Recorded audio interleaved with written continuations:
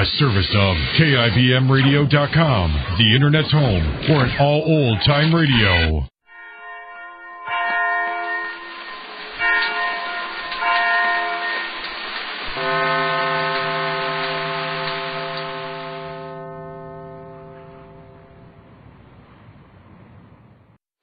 Kroger Tender Ray Beef.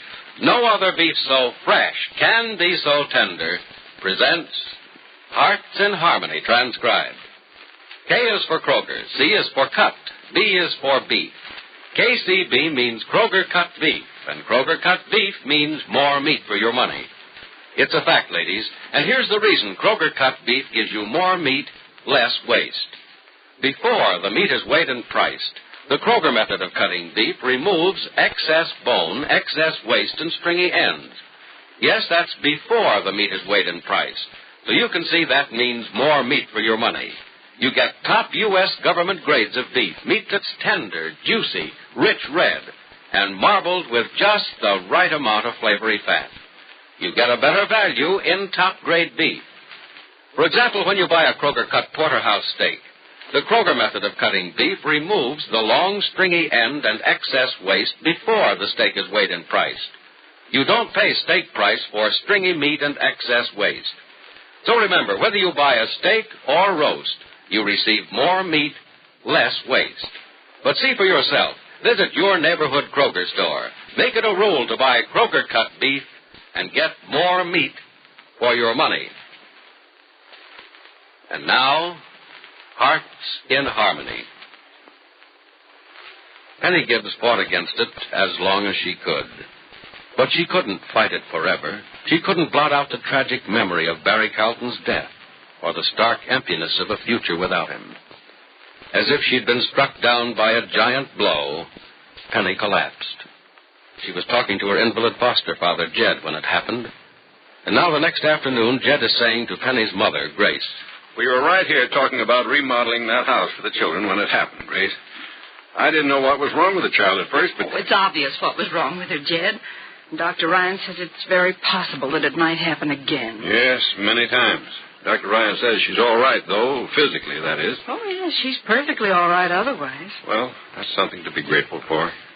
Oh, you don't know how grateful I was to hear that, too.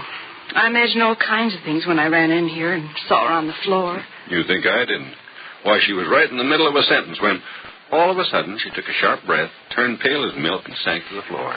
Well, we needn't have any fears about what we're thinking. Dr. Ryan gave her a very thorough examination. Didn't even say she had to stay in bed and rest, and I was sure he was going to insist that she stay in bed a day or two. That fellow Ryan is a doctor of the mind as well as the body. He knows that if she lies upstairs in bed, she'll just think. And thinking is the one thing he doesn't want her to do. Oh, but, Jed, she'll think just the same. Remember, I was hoping when she decided to start this children's school or home or whatever she decides it'll be, she wouldn't give herself time to think. Things like this wouldn't happen to her. Grace, you ought to know that there are certain things that a person just can't stop remembering. And there are some things we think about and brood over unconsciously. I do know that, Jed. Then you ought to know that there's no way for Penny to control her memories and thoughts of young Carlton. They'll be with her the rest of her days and haunt her and plague her till she's in her grave. But not like this, I hope. Oh, chances are, as the years go by and the passage of time dims her memory, she'll think of Barry a great deal less. But we can't expect her ever to forget him completely. Barry was important to her, and the tragedy that took his life left Penny with a heart wound that'll never heal. Oh, Jed, I wish you weren't so right. I wish I were dead wrong, but I know I'm not. Isn't Penny coming down at all today? I can't get her to budge out of her room, dear. She wouldn't eat her breakfast or lunch, and this afternoon she refused to speak to me. I don't know what to do, whether to leave her alone or try to snap her out of it. Well, if you want my advice, I'd say leave her alone. She'll be all right. She's going through a very natural period of depression. It isn't necessary to force her out of it. When the mood passes, she'll come out of it herself. Well, they always have passed. But this is about the worst depression she's had since she first heard that Barry was gone. What worries me is that this may be mild compared to the ones to come. Yes, that's true. I wish there was a way to help her fight these moods, but there isn't. And it'd be a losing battle anyway. She's got a mind of her own. Oh, believe me, it's on the wrong track. There must be something we can do about it. You know what, for instance? Oh, I wish I knew. Maybe if she went away. Oh, that's a fallacy, and you know it. You know, Grace, the wonderful thing about Proverbs is you can always find one to contradict another. That accounts for their popularity. Jed, we were talking about Penny, not about Proverbs. Well, this applies to Penny. Now, listen. Suppose she goes away.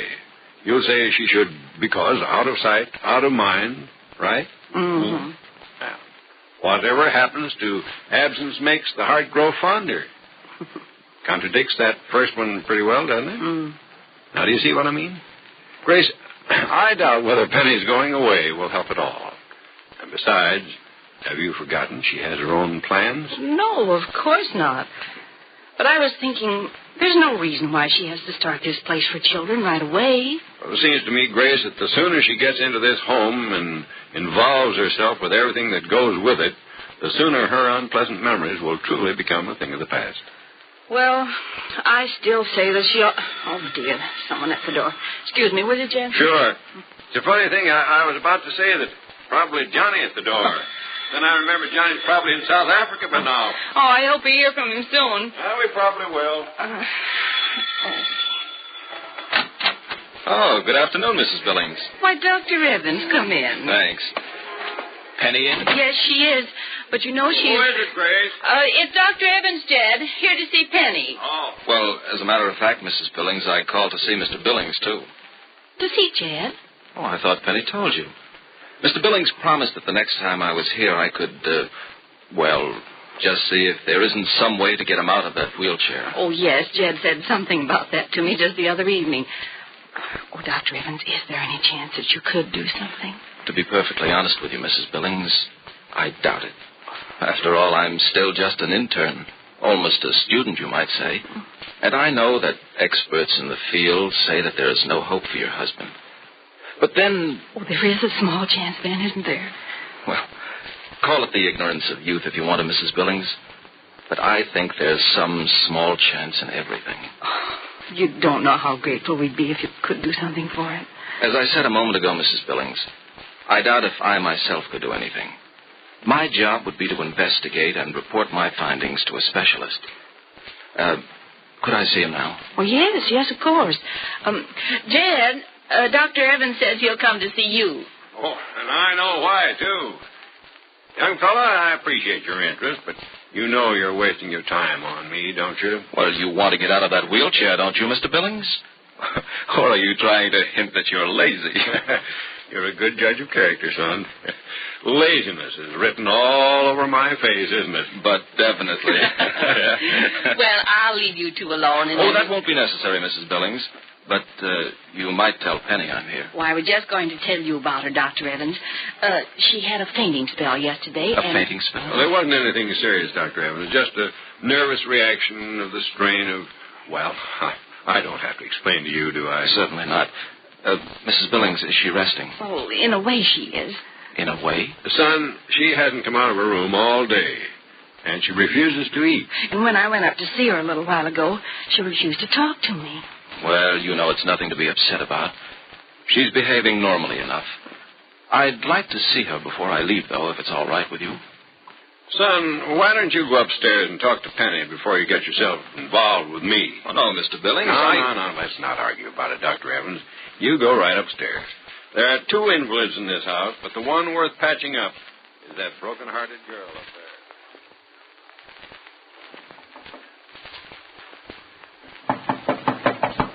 Come in. Hello, Penny. Hello, Joe. Well, what are you doing way over there? Window gazing? I don't know. Now, that's a fine thing for an intelligent girl to admit. You're doing something, but you don't know what it is. I'm thinking, I guess. Yes, I guess you are. Pretty glum thoughts, too, aren't they? Yes, Joe, they are. Mind if I dent the cushion on the window seat? No, I don't mind. This is what I call comfort. Say, there's a nice view from this window. I didn't know you could see the mountains from here. On a clear day, you can. Well, it's plenty clear today. Yes, sir. Beautiful day, isn't it? I suppose it is. Oh, now, what's the matter with you? Can't you even recognize sunshine when you see it? Oh, Joel. Joel, I thought you'd understand. You bet I do understand. And, Penny, I also understand that it's a beautiful day, too. Why, just look out there. The sun is shining, the sky is clear, and the air is fresh. Oh, Penny, it's a great day to be alive. Is it? Yes. Unless you prefer a rainy day. And you know, when you come to think about it, there's nothing nicer than a nice, juicy, sopping, wet, rainy day. Unless, that is, you've just spread out a picnic lunch and there's not a shelter around for miles. Oh, Joe. I can tell from the smile that that's happened to you. Oh, more times than it hasn't, I guess. Well, picnics are like plans. You never know how they're going to turn out. And as for the weather is just like life. A contrary, unpredictable mixture of good and bad. Hey, did that come out of me? That did come out of you. Very beautifully, too. Well, I'm sure somebody else said it first. You know, the phrase is familiar. Oh, by the way, I saw some house plans on your dad's drawing table when I was talking to him a minute ago. Are they the designs for remodeling that place for children? Mm-hmm. Oh, Joel, it's going to be a beautiful place.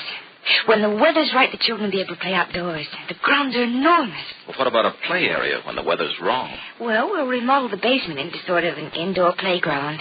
Has a high ceiling, room for swings, seesaws, maybe even a slider, too. Oh, I think I'm going to enjoy that basement myself. Say, any hobby horses? Joe. Or do they cost too much to feed? You can be as silly as a little boy, can't you? And you can be as cheerful as a little girl when you don't let yourself think about certain things. Oh, thanks to you, I suddenly stopped thinking about him. Joel, I'm ashamed of the way I've acted all day. I've been rude and selfish.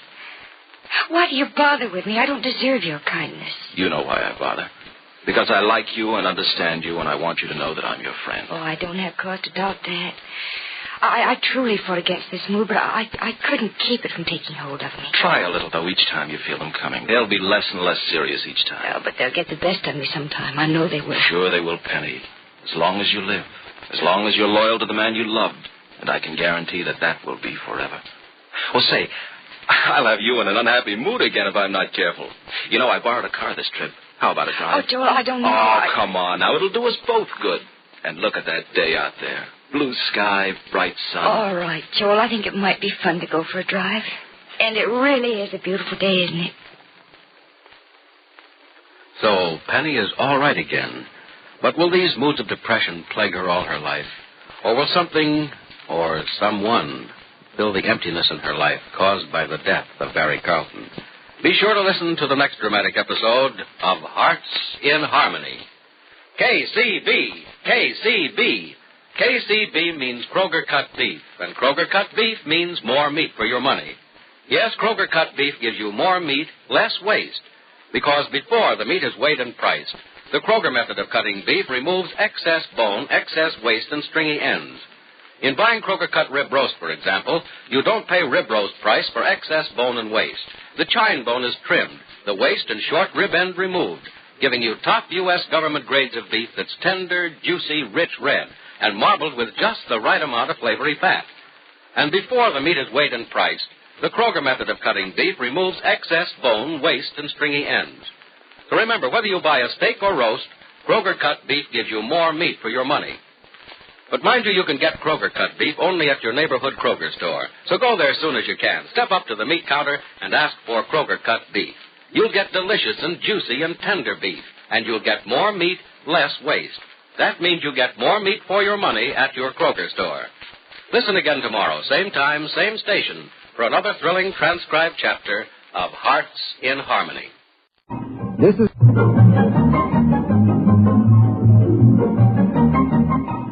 is Nightline, your open door to people and places, and this is Walter O'Keefe.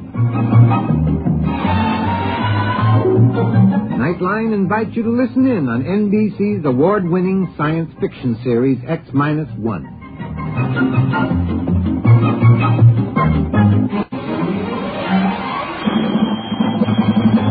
Now escape to a world of the future. Countdown for blast off. X minus 5, 4, 3, 2, X minus 1, fire.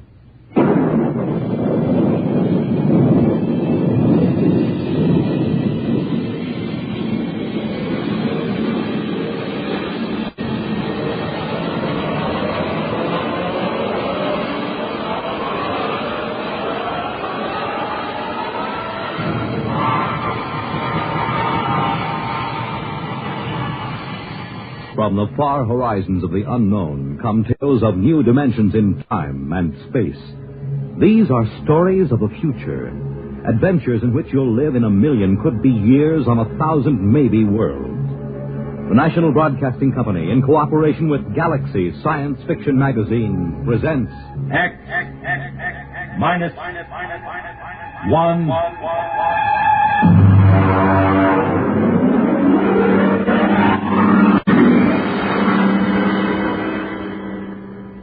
Tonight, Saucer of Loneliness by Theodore Sturgeon. But first, hear this. Hello, I'm Dorothy Olson, singing schoolteacher on NBC's big weekday musical show, Bandstand. But right now, I'd like to talk to you parents. I'd like to ask you a few questions as you're getting ready to send your youngsters back to school. Are you helping your child get the most out of his school? Do you make his home conditions favorable enough for him to do his homework? Do you show an interest in his schoolwork? Remember, your child's success in school and later on in life depends to a large degree on your attitude towards his schooling today. And there's another important thing. Everyone needs a good send-off in the morning, and that goes for children, too. Be sure your children have a substantial breakfast and a cheery goodbye before they head for school each day. Remember, you can't expect your child to do it all himself. Encourage him in his schooling, both in your attitude and in your actions as he goes back to school this fall.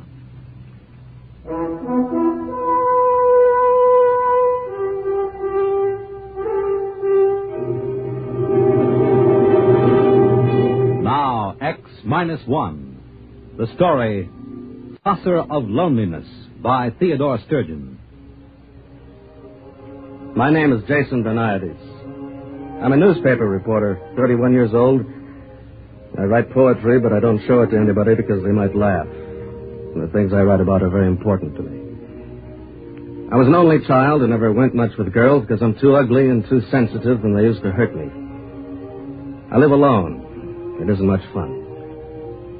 I'm not painting this picture of myself to get sympathy. I don't need it. But it's important you should know the kind of person I am. Otherwise, you won't understand what I'm going to tell you about. Tonight, the 25th of June, 1962.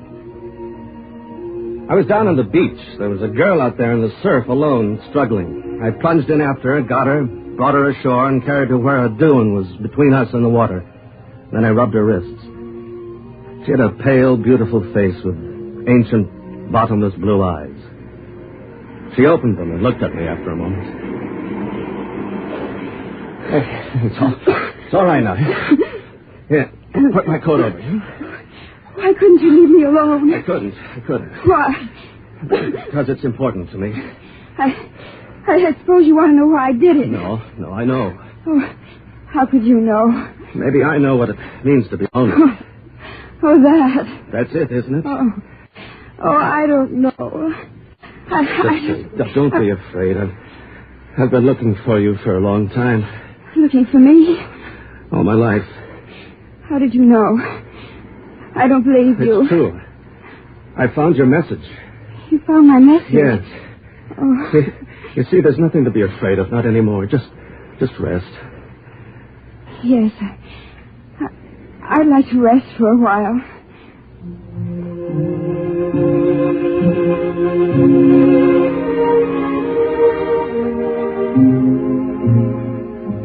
She didn't remember it, of course, but I was one of the reporters who had covered the story when it first happened, 5 years ago. I'll never forget that day. I was working the police blotter.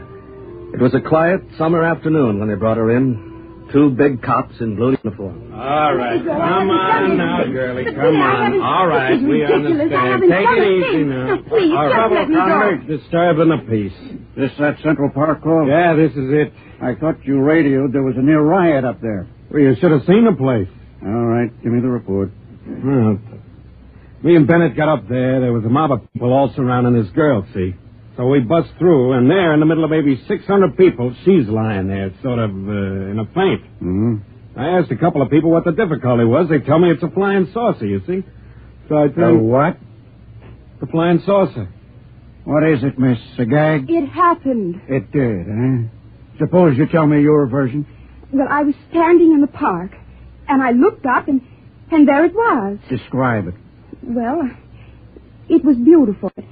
It was golden with a dusty finish like an unripe Concord grape, and it made a faint sound, a chord of 2 tones, and it circled over my head like some great round hummingbird.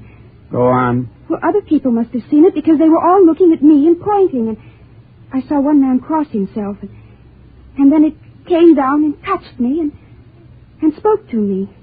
This flying saucer spoke to you? Yes. Just what did it say to you? I said, what did it say?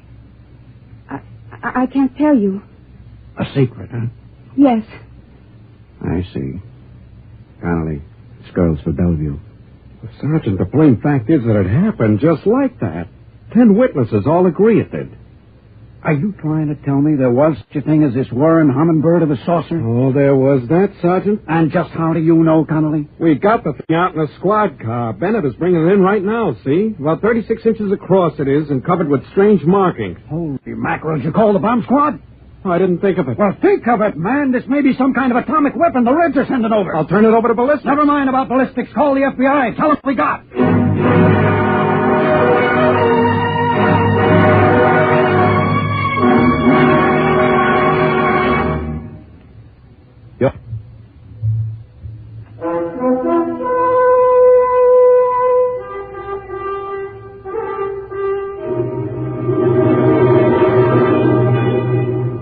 Back to X-1 and Saucer of Loneliness.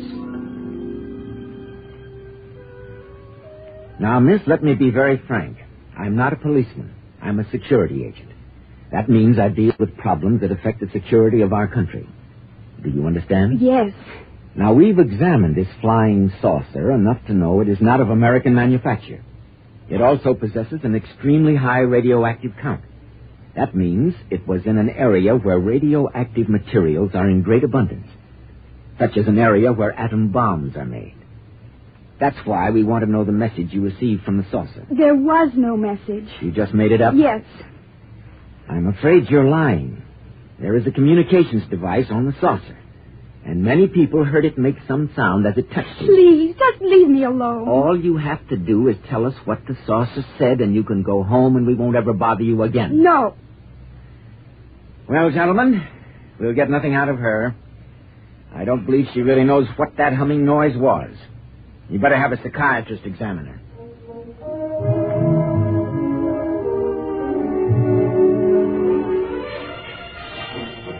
They took her to the city hospital and placed her in a guarded room. Whenever the door opened, she could see the policemen outside. The door opened quite often. There were a lot of important people, some in Army uniforms who came up from Washington just to see her and talk to her. A few days later, she was released from the hospital and returned to court to be tried on the disorderly conduct charge. They found her guilty and fined her $15 and turned her loose.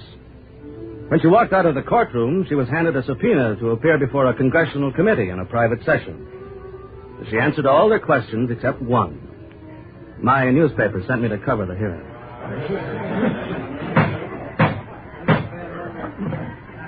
Now, young lady, I want to remind you that I am a senator of the United States and empowered by the people of this country to ask questions relating to matters of security. You understand? Yes. Your name is Janet Boyce, is it not? I told you that. Now, this flying saucer, you said it talked to you. You did say that, didn't you? Yes. And then you denied it? Yes. Why? Because I was tired of answering questions. Young woman, let me put something to you squarely. By the way, I think if there are members of the press here, I can divulge a rather spectacular piece of information to you. This flying saucer has been thoroughly examined and analyzed. And I wish to inform the people of this great nation that it definitely, I repeat, it definitely did not originate on this planet.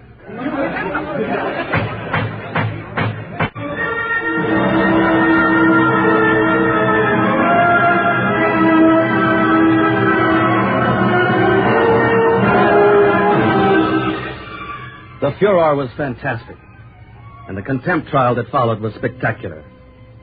She was convicted and sentenced to 5 years in prison. 6 months ago, she was released. I found out she'd gotten a job cleaning at night in offices and stores down near the beachfront. There weren't many to clean, but that meant there weren't many people to remember her face from the newspapers. I tracked her down and caught up with her in a one-armed coffee joint about 4 in the morning. Excuse me, miss. Mind if I sit here? No. Which are you? Security, newspapers, or just somebody out for a good time? You're pretty bitter, aren't you? Shouldn't I be? I guess you should. My name's Jason Beniades. I'm with the newspaper. Well, it's been nice meeting you. I have to go now. Just a minute. Now, please. Look. I can't blame you. Please tell me how it's been. So you can write about it? I promise you I won't write anything you don't want me to write. Okay. You want to know how it's been? I'll tell you. Right after I got out of jail, I met a man at a restaurant. A nice man. He asked me for a date. I spent every cent I had on a red handbag to go with my red shoes. And I was very excited about the date. We went to a movie. Afterward, he didn't even try to kiss me or anything. He just wanted to know what the flying saucer had told me. Oh, I didn't say anything. I just went home and cried all night. That was it? Oh, no. I had another date. I get pretty lonely. This time they arrested the man I was with. He was a Russian agent. I'm sorry. Now you go away and leave me alone. Yes. Aren't you going to ask me the big question? No. Everybody does. Not me. Oh, you will sooner or later. Maybe. Look, can I take you home? No. Can I see you again? Look, Please. Oh, I don't know.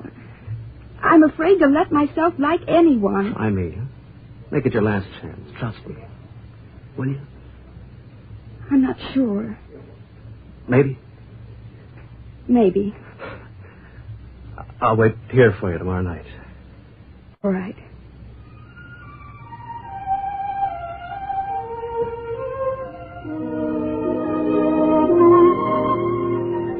The next night, I went back to the coffee joint to wait for her. I knew she got through about 4 in the morning, and I got there about 15 minutes early. Mr. Beniades? Yes. Say, you're the chief of security section, aren't you? You have a good memory. You mind if I sit down? Well, I'm expecting somebody. Yes, I know. Oh, I see. I'd like to talk to you. All right. Go ahead. You probably know that we've been trying to gain the confidence of this girl for some years now. Yes. We have reason to believe that this girl is a courier for some alien power. On what do you base that? Well, there was the incident of the saucer, of course. We've definitely established that it came from some other planet. And recently she's been throwing messages inside bottles into the ocean. Huh? What sort of messages? They're always the same. I have one right here. You're welcome to read it and see if it makes any sense. We've had every decoding expert in the service trying to break it, but we can't seem to find the key. I see. She's thrown literally hundreds of these messages and bottles into the sea. We've got many of them, but not all, naturally. What we're most interested in is locating the contact. Naturally. That's where you fit in. We'd like you to gain this girl's confidence even further. Try to find out just what these messages mean. And beyond that, what the saucer said to her. You'll be doing us a favor. And your country a great service. You're certain this is some subversive activity on her part? How else can you explain the fact that she won't tell us her secrets? Maybe because it's hers. Everybody has a right to have something of his own. Are you trying to tell me that you won't cooperate? I didn't say that. I'd like to remind you, Mr. Benaides, that you have a duty to us. I know that. I also have a duty to myself and to God. Now, if you'll excuse me.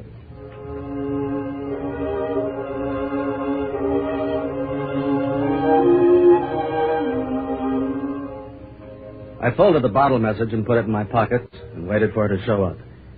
The minutes went by and the hours, and I knew she wasn't coming. Or she had come and seen me with the chief and changed her mind. And that's when I left the cafe and walked down to the beach. That's when I had dragged her out of the surf before she could follow one of her bottles into the water.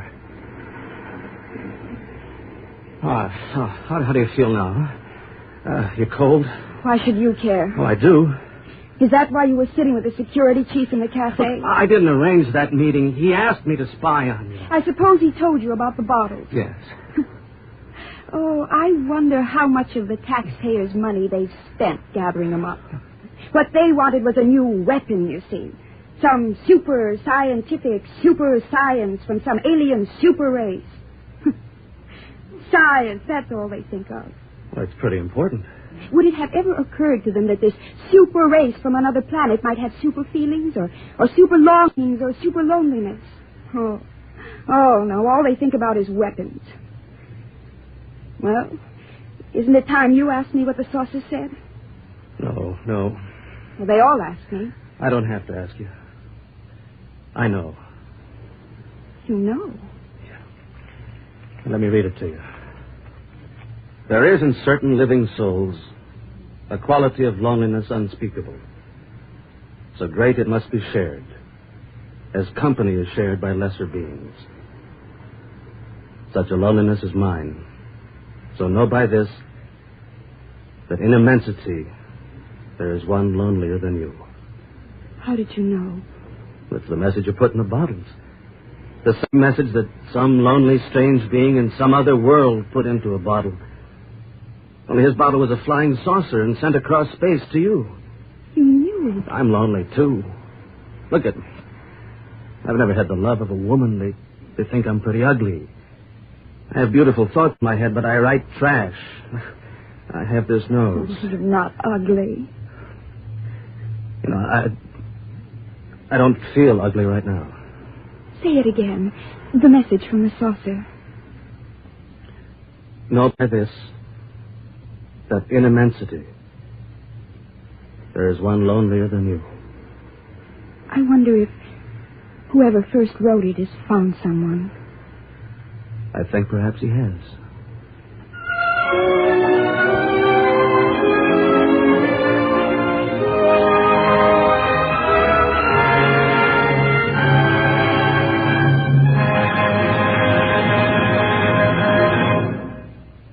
Fred Collins speaking, and I'll have another word for you about X-1 in a moment.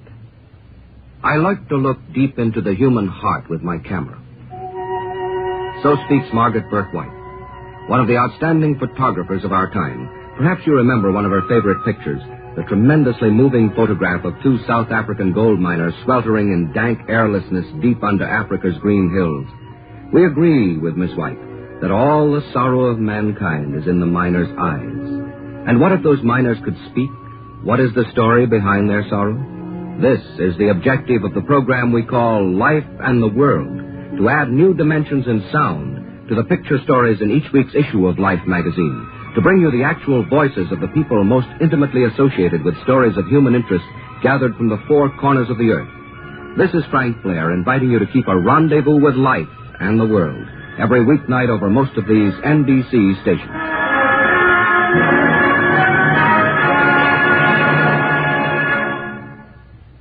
You have just heard X-1, presented by the National Broadcasting Company in cooperation with Galaxy Science Fiction Magazine, which this month features the Gordon R. Dixon short story, Robots Are Nice.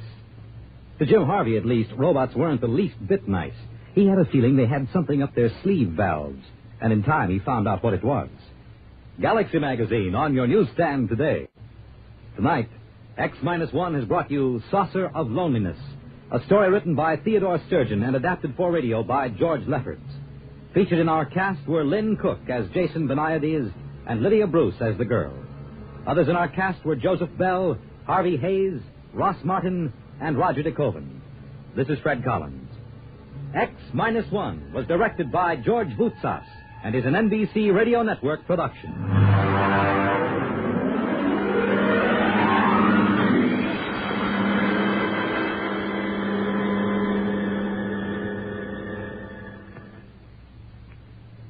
You'll be on the right line for exciting nighttime entertainment when you hear Nightline tonight over most of these NBC stations.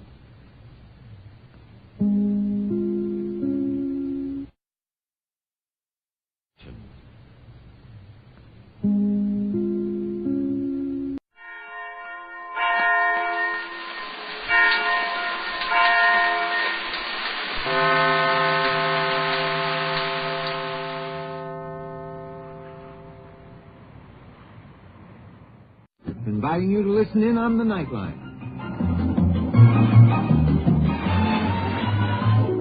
Tonight, live the incredible life of ages yet to come in a time that might be 1,000,000 years from now on X-1.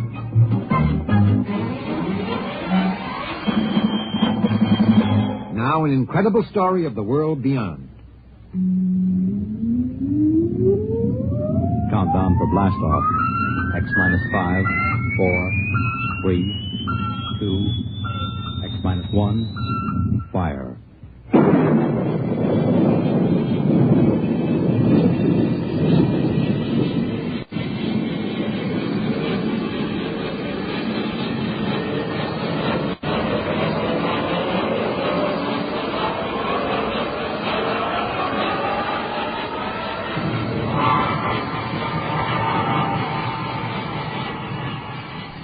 From the far horizons of the unknown come tales of new dimensions in time and space.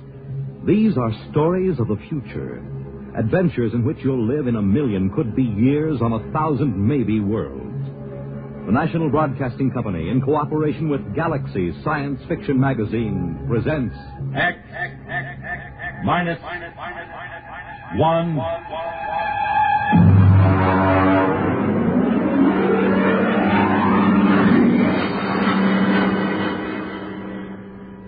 Tonight, The Old Die Rich by H.L. Gold. But first, hear this. Hello, I'm Dorothy Olson, singing schoolteacher on NBC's big weekday musical show, Bandstand. But right now, I'd like to talk to you parents. I'd like to ask you a few questions as you're getting ready to send your youngsters back to school. Are you helping your child get the most out of his school? Do you make his home conditions favorable enough for him to do his homework? Do you show an interest in his schoolwork? Remember, your child's success in school and later on in life depends to a large degree on your attitude towards his schooling today. And there's another important thing. Everyone needs a good send-off in the morning, and that goes for children, too. Be sure your children have a substantial breakfast and a cheery goodbye before they head for school each day. Remember, you can't expect your child to do it all himself. Encourage him in his schooling, both in your attitude and in your actions as he goes back to school this fall.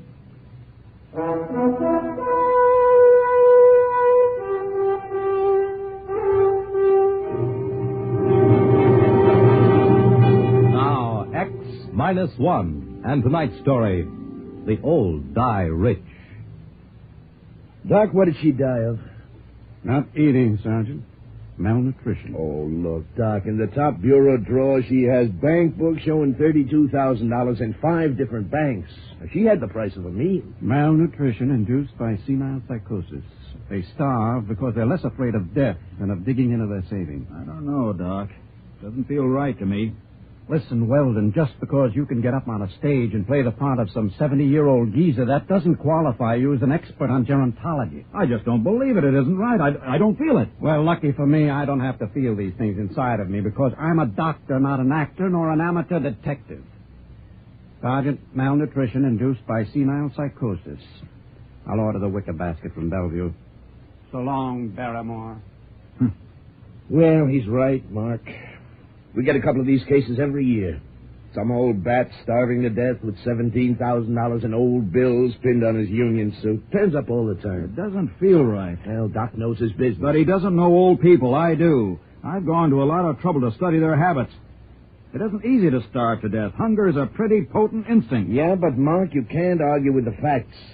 The worth of 5 bank books, $32,000. Took good care of them. They look almost new. Let's see. April 23rd, 1907. Deposit of $150. The ink's pretty dark. Shouldn't it be faded? No, she probably never took it out in the light. Anyone ever think of testing the ink? Oh, now, Mark, this is strictly against regulations. I've got to take these books down to the squad room and sign them in. Pretty dark ink for 1907. Well, it's about 5 o'clock in the afternoon. I could hold them over tonight, bring them down to the property clerk in the morning. Good. I know where I can find a chemist.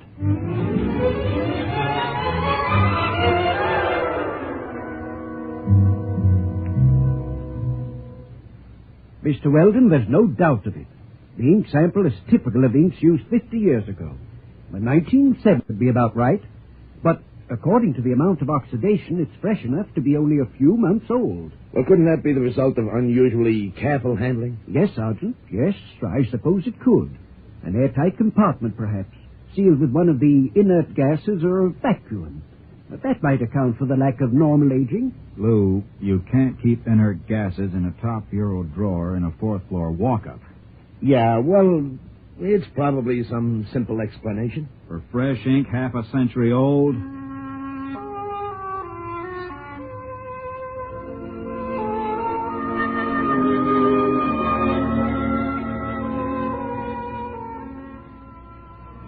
Right after that, I got a television part that kept me busy for about a month. And then Lou Pape called me up and asked me to come down to Bellevue. Mark, is that you? Hi, Lou. What's up? An old guy I found wandering around down on Hester Street.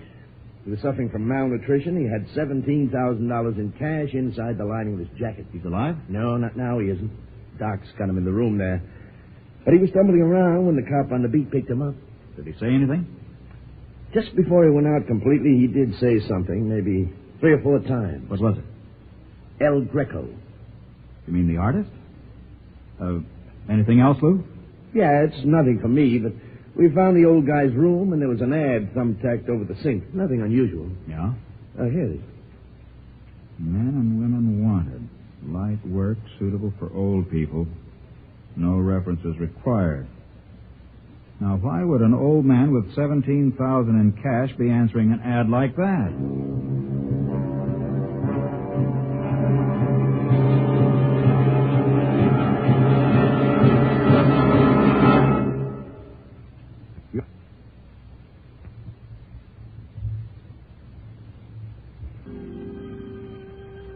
It was an old brownstone house in the East 80s.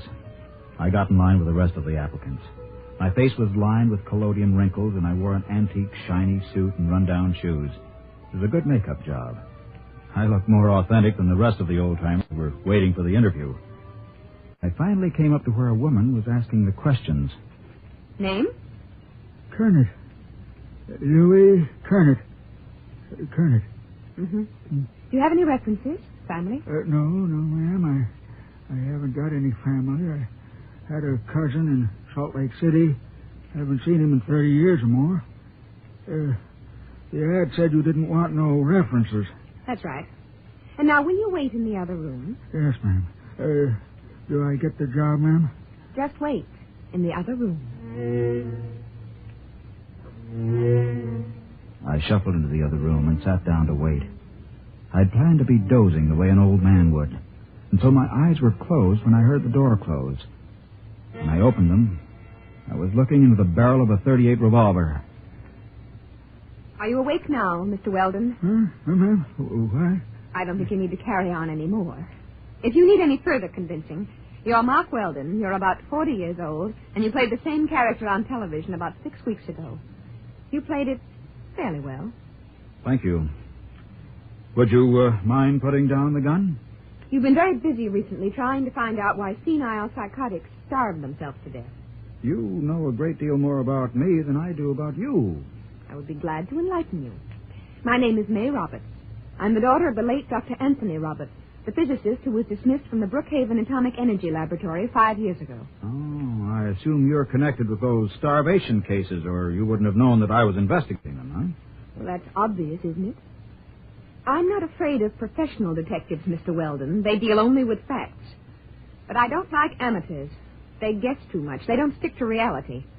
Consequently, they're likely to get too close to the truth. Unfortunately, Miss Roberts, I'm nowhere near the truth.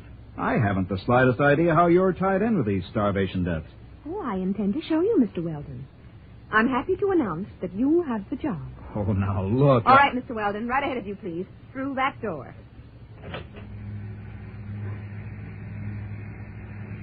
It will take about 5 minutes for the field to build up, Mr. Weldon. Please get in the cathode area. You mean that wire cage? Go ahead. All right. Now,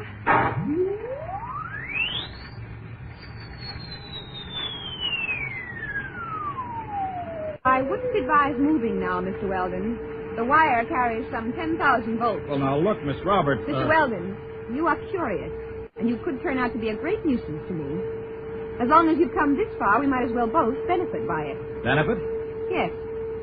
On the floor, you'll find a set of envelopes. There's a set of instructions in each. Follow them carefully. I don't get it. You will. Use the envelopes in the order they are arranged. Look, what's all this about? Mr. Weldon, I meant it when I said this could be a benefit to both of us. There's no use in my explaining. You'll find out. And don't try to escape. It can't be done. All right, now, the field generators are ready. Now, look, Miss Roberts, this is absolute... Just follow instructions, Mr. Weldon.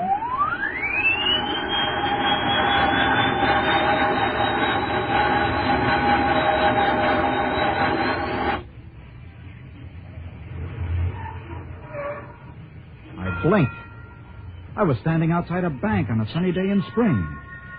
The cars were square with flat radiators in the front. There was a trolley car passing by. And suddenly I realized that the last trolley car stopped running in Manhattan years ago. I tried to figure it out. It was New York, all right. I recognized some of the buildings. First, I figured it must have been hypnosis. And then I looked at the first of the envelopes in my pocket. I read it and walked into the bank. Yes, sir? Mr. Golden tells me you wish to open an account. Yes, that's right. Mm-hmm. Well, we're very happy to have a new depositor. Very happy indeed. Of course, you realize the institution is in sound condition, very sound. You needn't worry about all those rumors in this bank. No, sir, solid. That's good.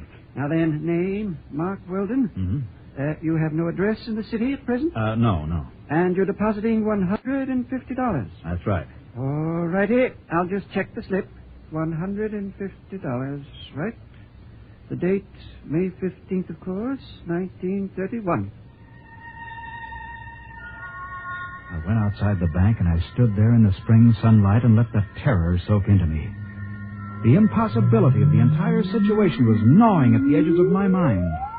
And then suddenly, I wasn't there. It was 1934, and I found myself inside a broker's office. As I understand it, Mr. Weldon, you're buying this stock for Dr. Anthony Roberts. That's right. I assume the stock will be in his name. That's right. I'm just acting as agent. I follow instructions. Of course. Are you sure I can't convince you that you're making a mistake? No, these are my instructions. Mr. Weldon, we are a reputable brokerage house, and I feel quite shaky about putting any client's money into this kind of security. Frankly, I see no future in it. It's a rare metal for which there is very little use for industrial purposes. However, if your client is adamant... I have my instructions, sir. Very well, then, in the name of Dr. Anthony Roberts, 100 shares of Montana Uranium. Oh, well. Very unwise. Most unwise.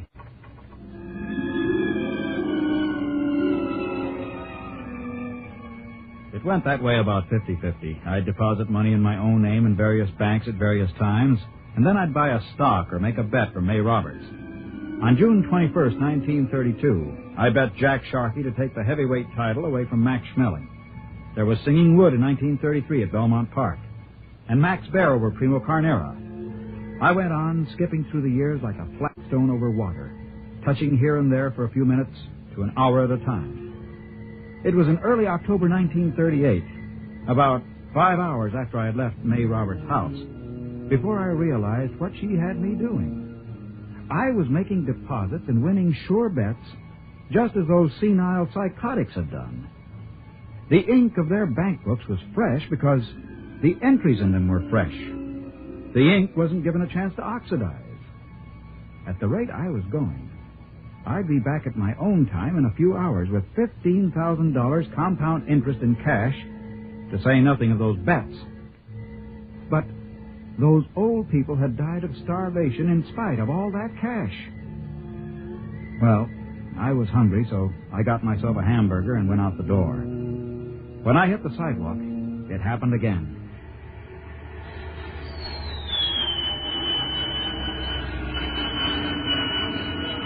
Don't touch the cage yet, Mr. Weldon. I'll have to clear the charge. Hey, what happened to my hamburger? What? The hamburger. I had it here. It's gone. I'm hungry. I'll get you something to eat, Mr. Weldon, before your next trip. You've done pretty well for yourself, haven't you? Yes, I have. About 15,000. You can come out now. But be careful. Don't touch the contact. The field reacts on a random factor for at least an hour after it's cut off. Hey, I had ketchup on my sleeve. It's gone. Mr. Weldon, I want to talk seriously with you. You've seen now part of what I'm doing. Part? I've been able to save things that would have been lost otherwise. I've sent people back to find precious treasures that would have been destroyed or would have disappeared. Like an El Greco painting? Yes. And the original score of Mozart's Magic Flute that would have been burned in 1942. And a Picasso miniature that would have been lost at sea in 52. I have them all here. Stolen? No. Bought with money from the year itself at a fair price. Well, Mr. Weldon, I sent you back because I've needed someone to work with me on a regular basis. Someone who's faster and more alert than the old people I've hired up until now. I assume you're interested. And that we can make our plans without my using this revolver? Well, this one is a little hard to work out. You see, I got interested in this business because they found some old people dead of malnutrition and $30,000 or so tucked away in their pockets. They'd been gone a month or more. They had to eat during that time, didn't they? And when they came back, the food disappeared like my hamburger. It disappeared all at once. In one fast jolt, they starved to death. No. You don't understand. They just couldn't take the field transition. Oh, no, you can't tell me that because I know how hungry I am, and I was only gone about 12 hours. They were murdered. Get back. You know, they say a hungry man gets pretty desperate. He'll do almost anything. Let go. Let go. Let go. Let go. Look out. Look out, the cage, the contact.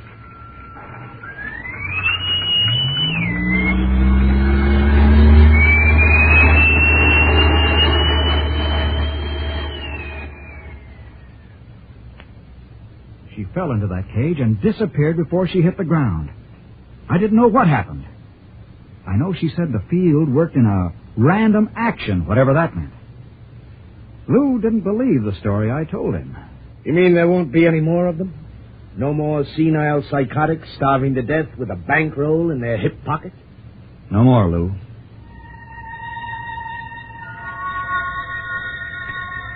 I was wrong. There was one more case, and perhaps it was the strangest one. A woman was found wandering in Bryant Park just before she died of acute starvation.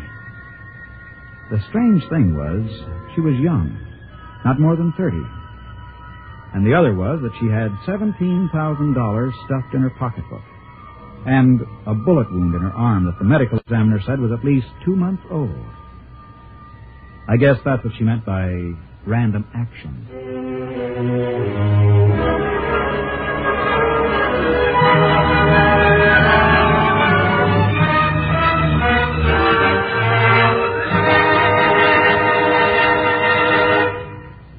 Fred Collins speaking, and I'll have another word about X-1 in a moment. As a child, Louise had been a lonely orphan until the Harvey family came along and took her into their home and into their hearts. As Louise herself says, they gave me everything, including the love I longed for. They fed me and clothed me as if I were one of their own. And I repaid them with treachery and heartache. You'll wonder if Louise will be able to repair the damage she's done to a group of splendid people as you listen tomorrow to My True Story. My True Story, with a complete drama every morning about people and their problems, is one of radio's most popular morning programs. You'll hear My True Story every weekday just before NBC Bandstand. So remember, My True Story for drama and NBC Bandstand for music and light-hearted entertainment. Together they make a wonderfully varied morning's listening every weekday on most of these NBC stations. You have just heard X-1, presented by the National Broadcasting Company in cooperation with Galaxy Science Fiction Magazine, which this month features Share Alike by Daniel F. Galouye. When the experts discovered a way to enable two objects to occupy the same space at the same time, they thought they'd solved the housing problem. But on the other hand, they created an exasperating new one. Read it in Galaxy Magazine on your newsstand today. Tonight, X-1 has brought you The Old Die Rich, a story written by H.L. Gold and adapted for radio by Ernest Kenoy. Featured in our cast were Ralph Camargo as Mark Weldon, Patricia Wheel as May Roberts, Bill Zuckert as Sergeant Pape, and others in our cast were Harvey Hayes, Roger DeKoven, and Guy Rep. This is Fred Collins speaking. X-1 was directed by George Voutsas and is an NBC Radio Network production.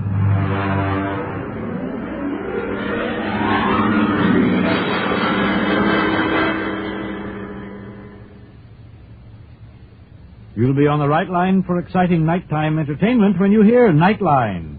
Tonight, over most of these NBC stations.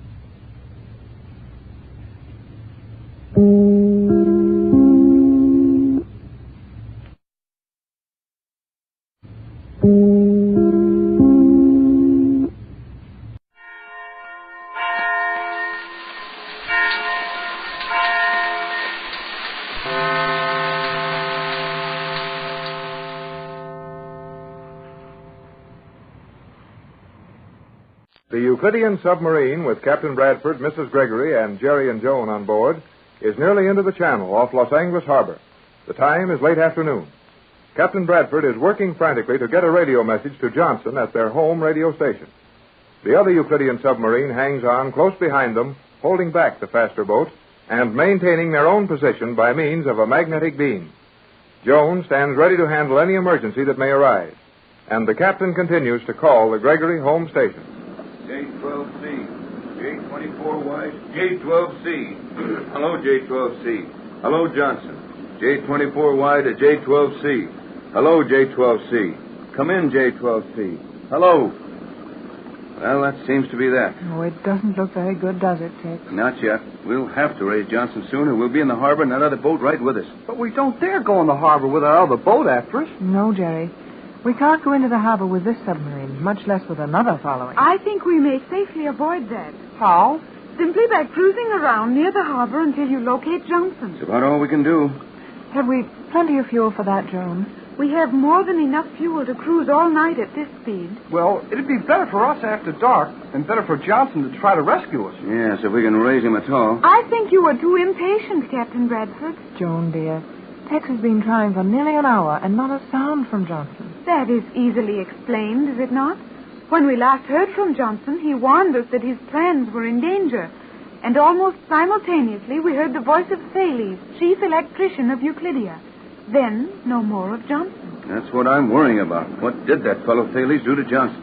Well, they sure spoiled Johnson's radio set. We know that. And it would take some time to repair or replace that radio set, would it not? But, Joan, why doesn't Johnson get to another set somewhere and start calling us again? You say you're sure Thales wouldn't hurt Johnson any. It is not reasonable to think that he would harm the one man who is the connecting link with Captain Bradford. Then, if Johnson is unharmed, as you believe, I agree with Jerry's question.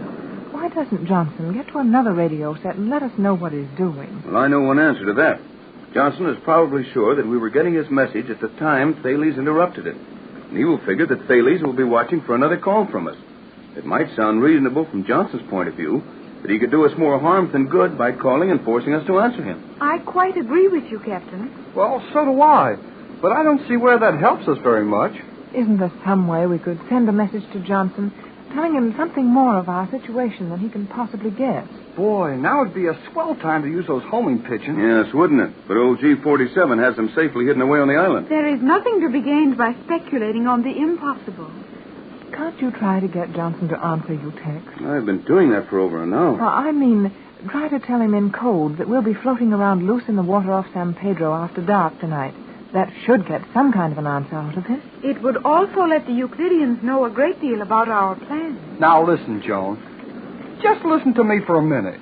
You're scared to death of old G47 and the rest of the Euclideans on the Magic Island. Oh, I'm not saying they can't do plenty of tricks, but we may just as well be prisoners back on the island if we've got to run around the bottom of the ocean in a submarine for the rest of our lives. And I feel very much the same way, Jerry. We took a chance when we even set out to look for that island, and we've taken many chances in escaping twice. And I can't think of anything that would make the Euclideans more angry than stealing this submarine. Well, after we've gone that far, and now that we're within an hour's run of Los Angeles, I think it's time to take one more big chance and tell Johnson to answer us. Well, you were the boss, Pat. This was your party when we started out. You believed you'd find Joan, and you were right in that. You think this is the time to press our luck? Here we go. I am heartily in accord with your wishes. I will operate the microphone and the directional beam for you, Captain. All right, I'll try Wilmington. Will you set your beam, Joan? I'm doing so now. I wish just once we could ask you to do something and you'd not find you already having it half done. On Euclidia, we are taught to think very rapidly. Well, don't forget it. It might come in mighty handy before this night's over. Captain Bradford. Yes, Joan? Before you make another attempt to contact Johnson, I should like to make a suggestion. Go to it. We will use our magnetic bombs to hold the other submarine powerless while we escape from this one. Yes, we understand that, Joan. Then it is absolutely necessary that Johnson come out to rescue us in a boat made entirely of non-metallic materials. That's right. And if he doesn't, well, he'll get magnetized along with the rest of us, and he'll be in it just as bad as we are. But, Joan, you said that the magnetic beam from the other submarine would draw the bombs to them, and that we wouldn't be affected by them. That is true. We will not be affected by magnets from the other submarine. Then where can the magnetism come from that would harm Johnson's boat? You have forgotten the plane flying over us. Golly whiskers. Oh, Tex, that plane. I sure forgot it for the minute. But we don't see the shadow on the water now. Oh, are you sure it's still following us? Positive. I don't see the shadow. The sun is now much lower. The plane is undoubtedly directly over us, but its shadow is a great distance. Probably several hundred feet ahead of us. You think the plane is still right over us? You may believe that I know that, Captain. The Euclidean plane is directly over us. But he can't see us in the water, can he? Easily. His prism reflectors will pierce a far greater depth of water than we now maintain. That's not so good. He can always drop some of those magnetic bombs and anchor any boat Johnson brings out, even a wooden one with a small motor. Precisely. But after dark, what good will his reflectors do then? Then he will depend on his magnetic compass. The beam from the submarine holding fast astern of this boat naturally ends at this boat. Even an ordinary compass in an ordinary airplane would show whether the pilot was over the end of that beam. Then that plane will be flying over us, even when Johnson comes out to rescue us tonight. Right so, Pat. But what will he do to us? We will come to no harm if we escape the magnetism. I have explained that Violus has no place with the Euclideans. Oh, I hope you're right. Me too. Well, right or wrong, we're going to have to take a chance on it. Now, everybody keep quiet. I'll see what I can do with this radio. Ready, Joan? 3 meters. 3 meters. Ready, Captain. J24Y to J12C. J24Y to J12C. Get this, J12C. Answer at once. J12C. Answer J24Y at once. Regardless of reason for your silence. Answer at once. J24Y calling J12C. Answer at once. He may not even be hearing you. Oh, keep trying, Tex. We've got to raise him very soon, or it'll be too late. Right, Pat. Joan, we may need more than one wavelength. There's no way of knowing what sort of set, if any, Johnson has now. Will you try various bands? Change the set over after I complete each call and wait a few seconds for an answer? I will make the changes, Captain. Ready? Ready. J24Y to J12C. J24Y to J12C. Answer at once, J12C. J24Y to J12C. J24Y to J12C. Answer at once, J12C. J24Y to J12C. J24Y to J12C. Answer at once, J12C. J24Y. Go ahead. It's Johnson. Oh, Tex, it is. Silence. J24Y to J12C. Get every word of this. May not be able to repeat. Using only 3/4 of our power. Ready. Copy.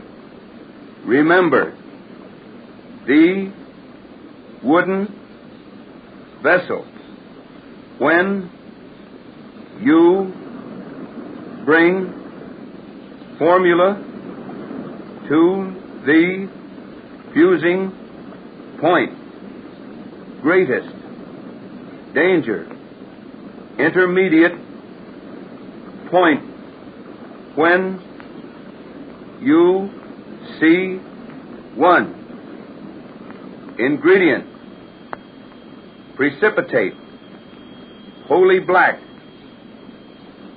move fast, limited time.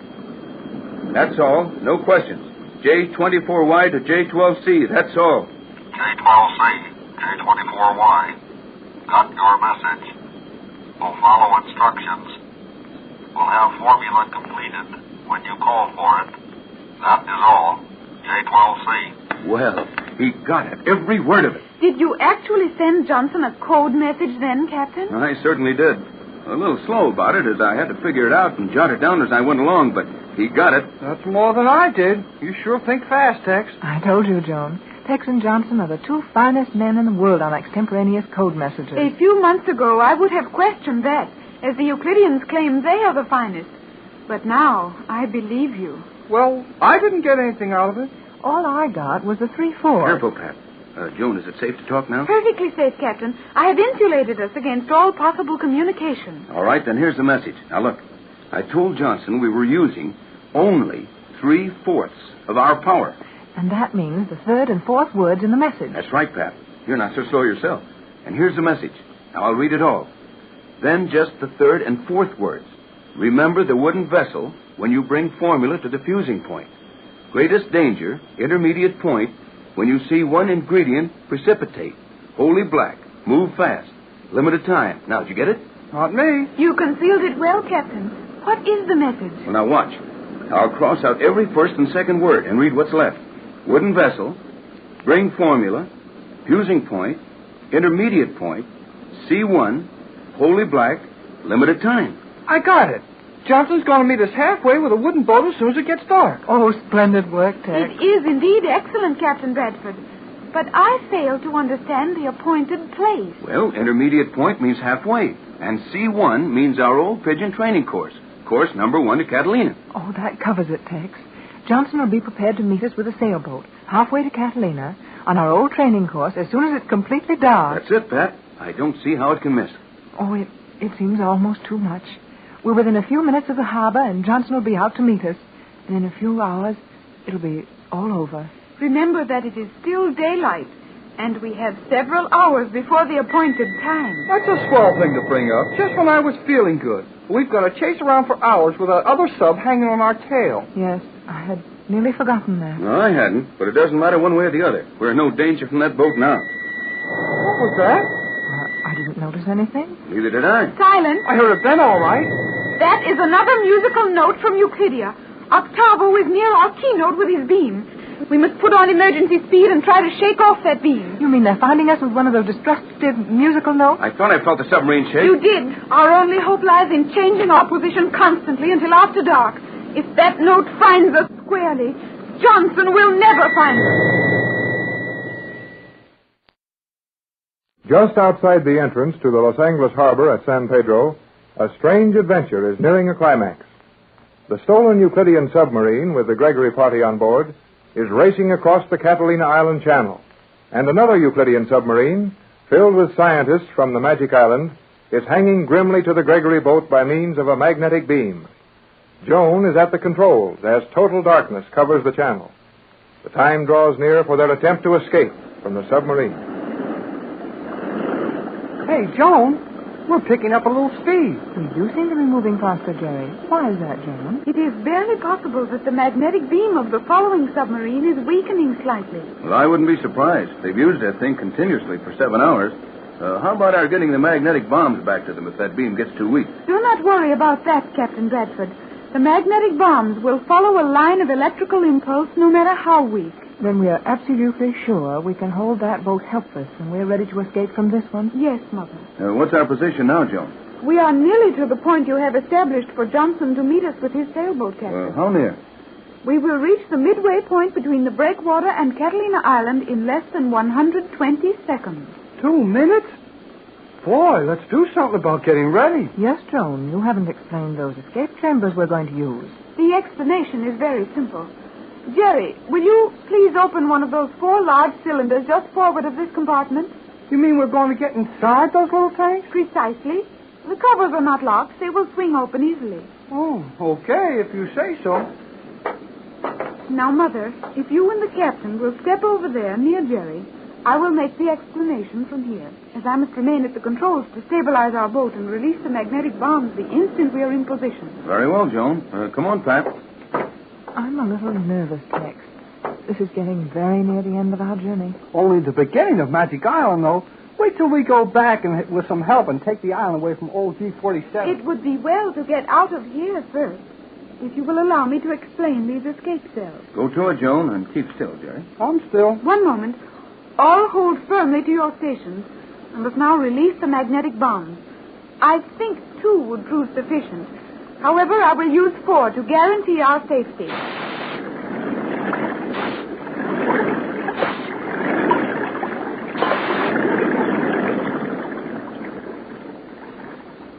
Is that all there is to it, Joan? That is all.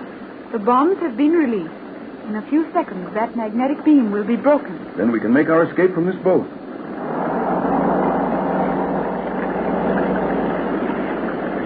Hey, what's going on here? We're being tossed around. I will take care of that. Those bombs sure traveled 1/2 a mile and nothing flat.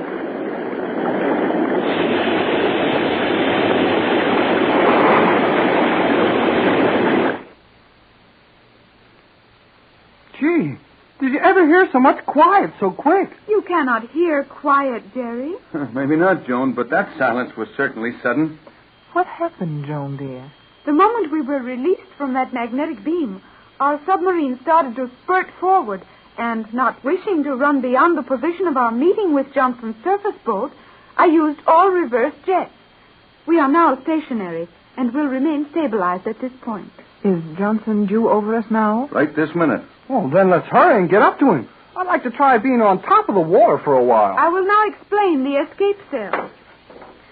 Joan, is it safe for you to leave the controls? The submarine will not move from this spot. Sure got these boats trained. I told you to open these cells, Jerry. Oh, I got excited and forgot it, I guess. You just lift these covers off, Joan? They will not lift off. Open them toward the shell of the submarine, in this manner. Each of you open your own.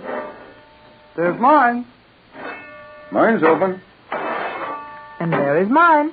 Now we will need to work very rapidly. No one knows how great a margin of time we may have before the Euclideans find a way to interfere. Oh, we're listening. We must all take our places in these cells at once. If you watch me enter this one, you may all duplicate the action. Place your foot here, then step up here. Raise your weight by these holes on the shell, so. And lower your body into the cylinder, as I am doing. This is the final position. Well, it's slightly more acrobatic than anything I've attempted for some time. But I think I can make it. Oh, sure you can, Mrs. Gregory. Look, it's like this. Yes, you move a little faster than I can, Jerry. And much faster than I can. Well, I'm in. Right with you, son. And I think, yes, I've made it at last. There sure isn't any room to spare in these tin cans. You will have ample room. Now, listen carefully. The procedure is this. We will ascend one at a time.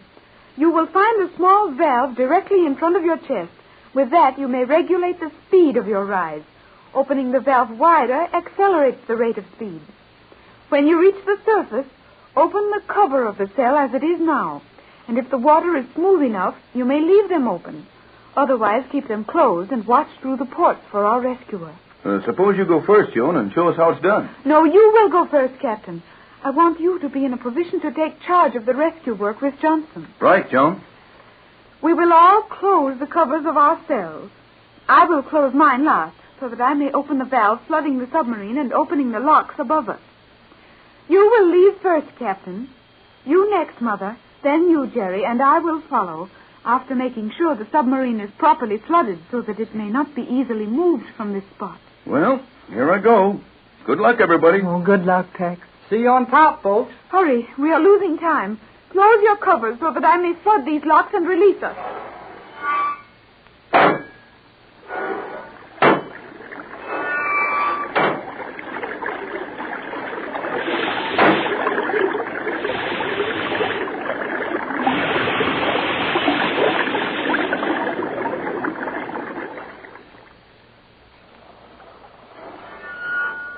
Well, the water's smooth anyway. Not a soul in sight. Is that you, Tex? Yes, Pat. Do you see anything of Johnson? Hey, anybody else floating around here? Not so loud, Jerry. It's impossible to swim with these things. Just stay where you are for a minute. Well, where's Joan? I don't know. Did you hear that? Johnson. Over here, Johnson. Coming right up. I still don't see Joan anywhere. What could have happened? Now, take it easy. She said she had to stay a few seconds behind us to make sure the sub flooded. I'm getting worried about her, Tex. Ready to come aboard? Yes, Johnson, thanks. I'll have to hang onto the gunnel and let this steel cylinder sink out from under me as I flood it. We've got room for them here. If you want to keep one for study. Don't dare. Magnetism. Tell you all about it later. Here I come. You can reach Mrs. Gregory over the stern. And I'll swing the bow around to catch you in the hall. Go to it. Now, coming up, Pat. Can you reach the valve to flood that thing? Yes, Tex. I'm all ready. But where's Joan? We'll take care of that later. Here, give me your hand. Now, open that valve up. Now, hang on to my hand. Ready, all? As soon as I flood this thing can. Oh, Tex. Back on a real wooden boat at last. And in our own friendly waters. You're all set now, Pat. But, Tex, where's Joan? Hey, come here quickly. Tex, Mrs. Gregory, get over here, quick. Must have seen something. What is it, Jerry? Go for that dark spot, quick. I'll help you. What did you see, Jerry? I don't know, but something came up out of the water, and it didn't look like one of those escape cylinders. Joan. Oh, Joan. Take it easy, Pat. Here I am. Oh, it is Joan, and she's all right. Oh, sure she's all right. That girl can take care of herself. I'll say she can. Here, let me give you a hand aboard here, Joan. Yes, Captain. You're not hurt, are you, Joan? No, Mother. I'm not hurt. But my cylinder was caught by the magnetic bombs. Hey, then how did ours get away? I released the balance of the bombs in order to ensure the stabilization of our boat. And the magnetic force spread more rapidly than I had counted on. It nearly stopped me. And you mean to say you had to get out of that cylinder underwater and come up without it? To be sure I did. Well, that's a little too close. But we're all here. How about getting back home, Johnson? Well, I think we can make about 6 knots in this breeze with nothing but sail. We'll get it on as fast as you can. Come on, Jerry. I can use you. No room for a crew on this small boat. Tex, do you think we'll make it to shore? If Joan's right about how long those magnetic bombs will hold that other boat powerless, I don't see how we can be stopped. That other boat will be stationary for approximately 2 hours, and their radio will be paralyzed for an even longer time. That means we can make the shore, Tex. Even at 6 knots, we can make it in 2 hours easily. Looks like we've done all right, Pat. And we owe everything, all of it, to Joan.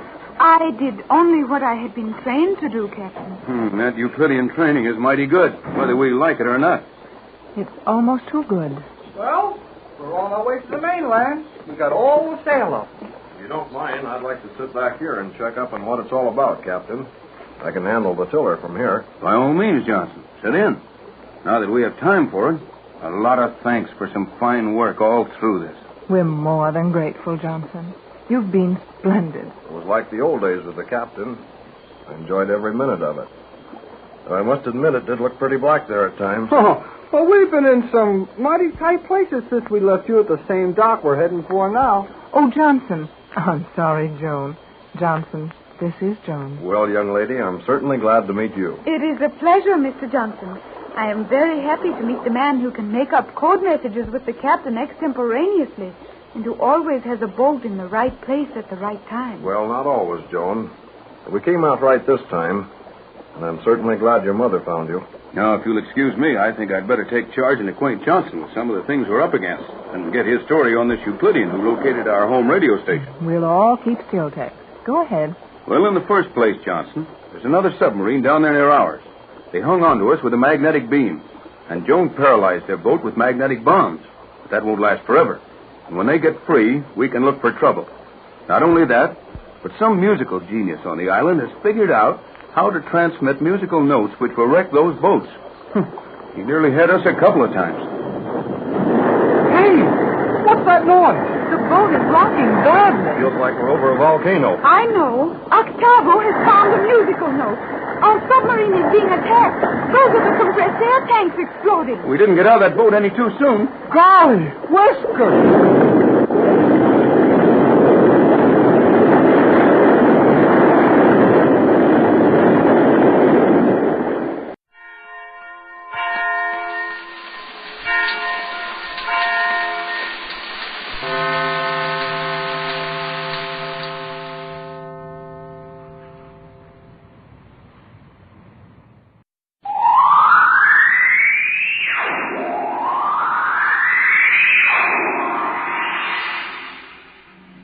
Now, step into the incredible, amazing future as we go exploring tomorrow.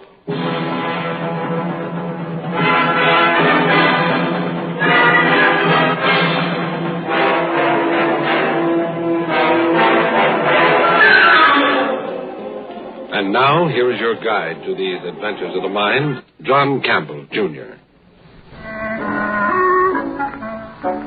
Last night, as I was going up the stair, I met a little man who wasn't there. He wasn't there again today.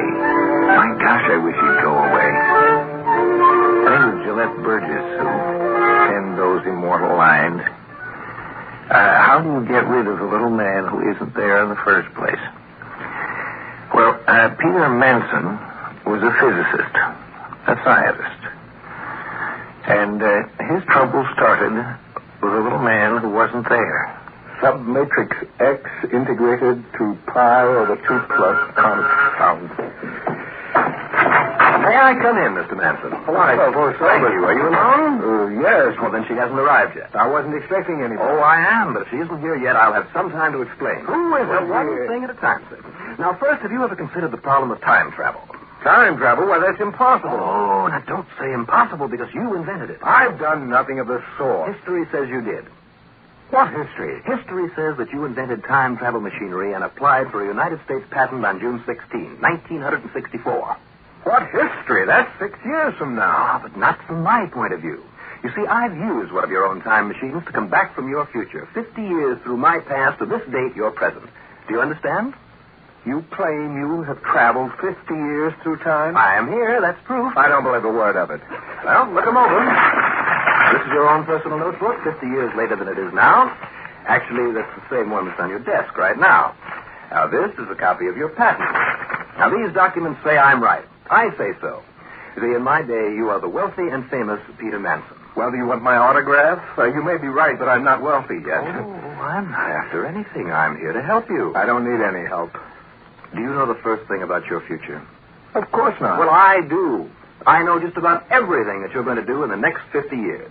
Prove it. What am I going to do next? You are about to be introduced to the woman who will become your wife. I already know her. We're engaged. Oh, you mean Laura Phillips? Well, no doubt she's a nice enough girl, but she's not for you. You'll break that engagement shortly. I'll do no such thing. History says you did. Not will do. Did. But you... Yes. Yes, Laura. No, Laura, not... But, Laura... Tell her now and get it over with. You shut up. No, Laura, I didn't mean you. No. No, Laura, she's not here. No.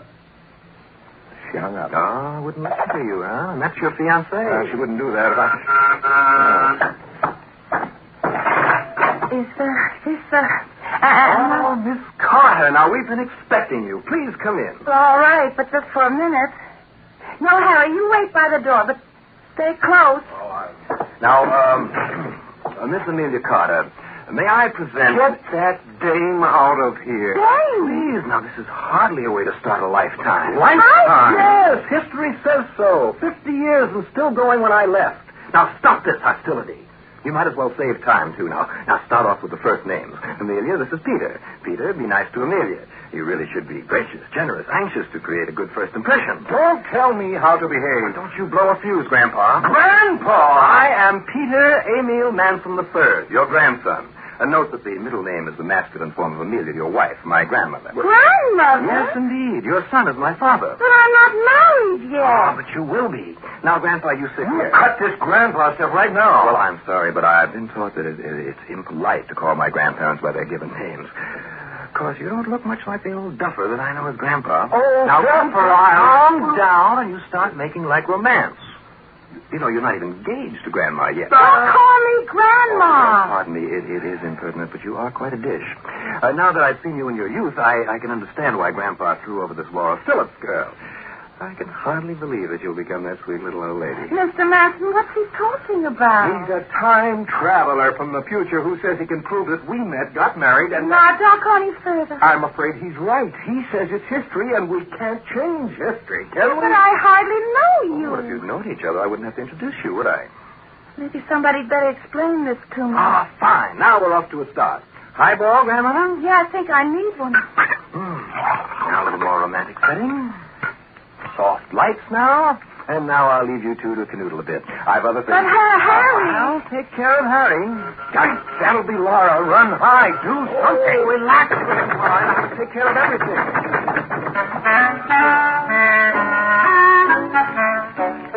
Of course, Peter Manson wasn't the only one having trouble with the little man who wasn't there. You know, the future cannot be handled logically. It's logically impossible because it doesn't exist yet. And if it doesn't exist, then obviously it isn't logical. But it's going to exist, so, well, you see what I mean. Logic is just hopeless. I should ought to clobber you. Oh, now be reasonable, Harry. It wouldn't prove anything. But Amelia's my girl. Get over it, Harry. They're probably arranging their engagement right now. You meddler. I am not a meddler, Laura. I'm just an instrument of fate. Fate? Poor Peter thrown to that blonde lion. Oh, you stop calling my girl names, you hear? You're acting like a pair of spoiled children. Now stop it.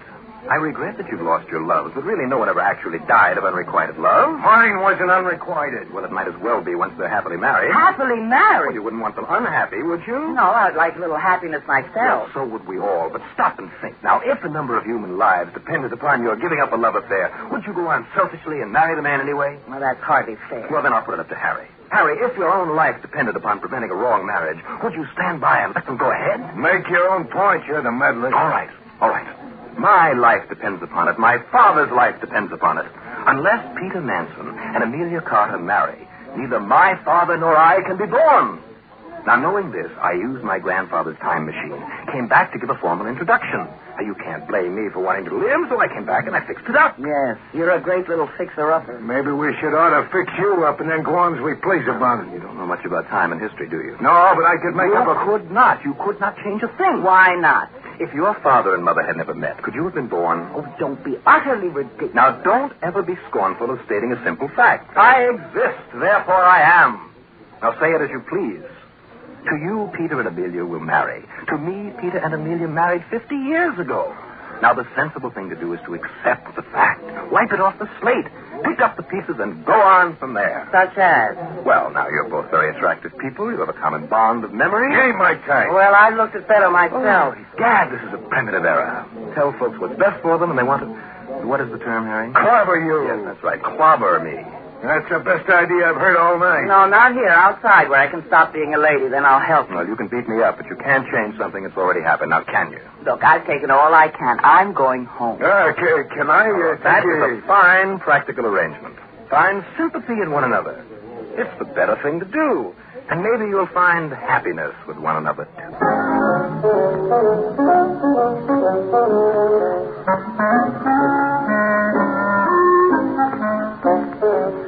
can't we get out of this, Smith? Well, if I cut my throat, I can't invent the time machine, and then he couldn't come back and mess up our lives by forcing me to marry you. You'd rather commit suicide than marry me. Oh, now, Amelia, stop it. That's not so. Oh, so you'd rather marry me than commit suicide. Stop the bawling and let me think. Peter, do you think he'd go away if we made it look like everything was running smooth? What do you mean? Well, suppose we stopped squabbling and complaining and made up to one another so he'd think we were happy and convinced that he's worried. Maybe he'd be satisfied and go back where he came from. Then we could do as we please. Won't work. Why not? That character is our grandson, Amelia. Already he knows what we're going to do. Well, aren't you even willing to try? I'll try, but it's futile. What did you have in mind? Well, I just know he's coming back tonight. We could make it look as if we'd been getting acquainted. Well, what have we been doing for the past couple of hours playing tiddly... Hey, let go, my God. Just looking me up a little. If we were really getting acquainted, we'd not look as if we'd been sitting with folded hands. Hey, stop that. Well, if you really loved me, you wouldn't mind my mussing up your hairdo then. All right. There. Now we look like we've been wrestling. Where's my bag? What for? Lipstick. You should have a few smears. Well, with you looking like a magazine cover, lipstick is a two-way smear, right? Oh, yeah. I suppose so. You sound as though Harry was the only man you ever kissed. If we ever get around to it, Peter Manson, you'll be the only man that's ever been kissed just because history said he had to be. So there? If I got it. All right. Once for history. Let's see you now. You need more of the spread. You need a touch right there. Oh, still yet. There's one thing history didn't mention. What, Peter? History didn't say this could be fun. Peter, it'd be funny, wouldn't it? What could be funny? This trick worked. And then? You and me found out after he'd gone that we really did like it. Yeah, wouldn't it? Peter? Yes? Open up the door. Yeah, so let him wait. Now remember to look flustered. And try to wipe your face, too.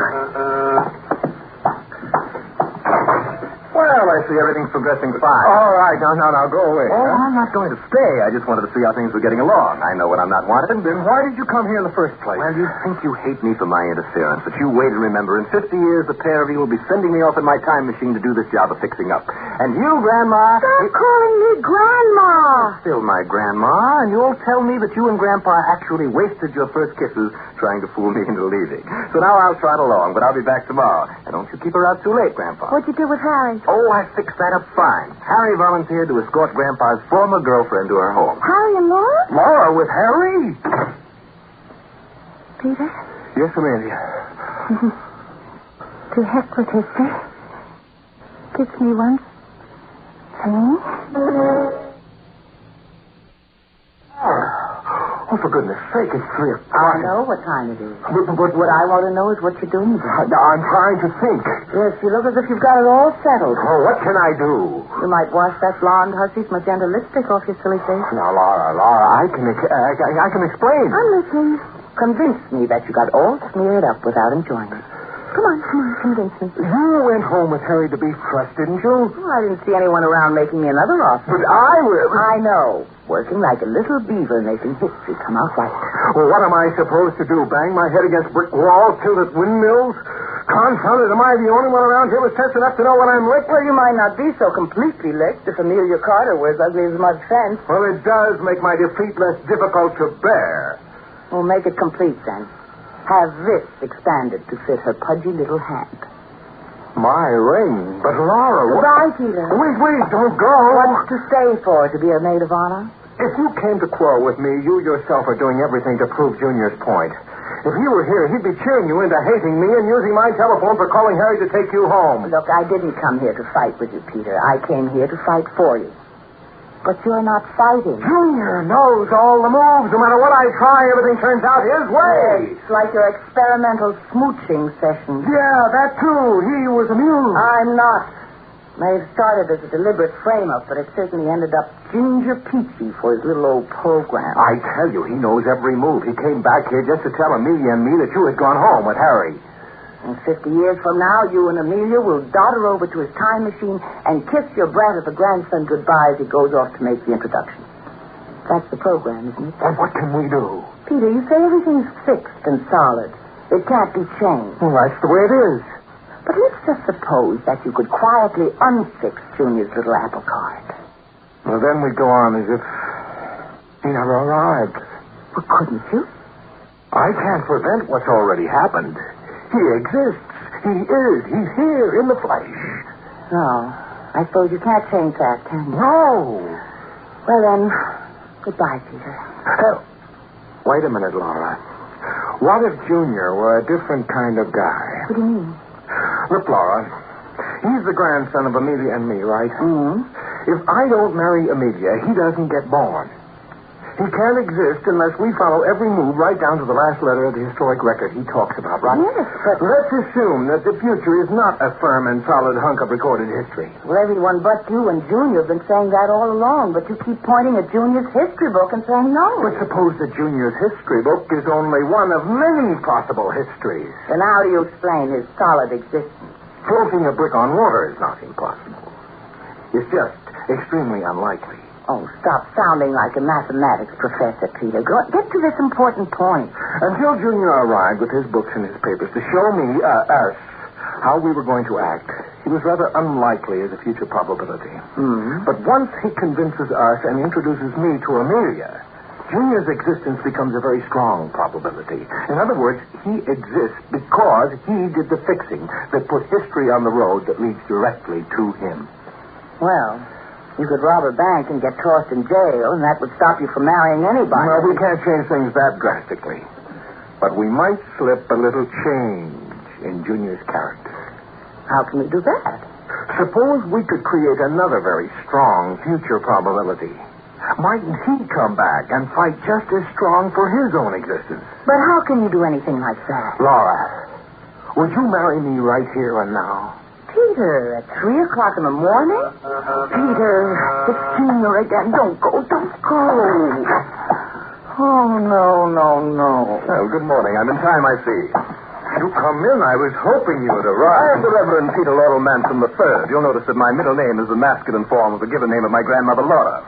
Peter, here is the other probability. Precisely. Let's get along with it quickly before something else now, happens. please, we must not be impatient. There must be witnesses. But I have prepared for everything. Everything. Will you permit me? Do come in. Oh, this is a most auspicious occasion. Amelia! And Harry, what are they doing Well, here? people here appear to have forgotten that a man has 4 grandparents. Well, I'm still a bit confused. Oh, my dear, if I had not been prepared for this rare and happy occasion, I should be quite disturbed. It isn't often that a man has the opportunity of officiating at a double wedding ceremony uniting his grandparents. Can you make this stick? Yes. Now, unless I double-cross this double ceremony, now, Peter, take Laura's hand and stand away over here on my left. Now we all sort it out properly. Fine. History says that Peter and Laura will have a stalwart son. Harry and Amelia will have a fine daughter. Son and daughter are my own parents. Are you sure? I arrived a bit late, my dear, because I have been quite a busy man. I made a stopover on my trip through time, pausing long enough to unite in marriage your son with their daughter. It was a lovely wedding.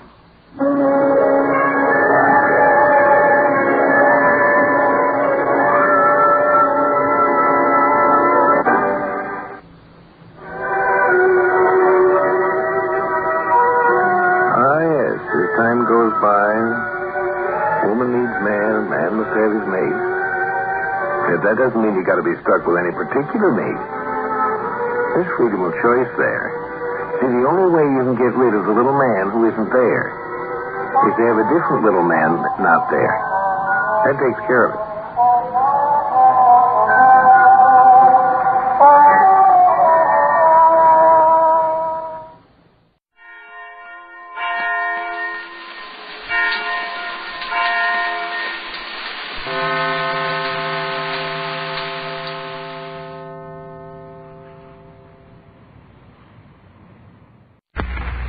Presenting the transcription feature, Superman.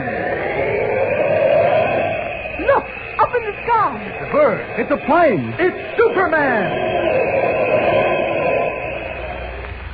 Yes, it's Superman, strange visitor from the planet Krypton, who came to Earth with powers and abilities far beyond those of mortal men.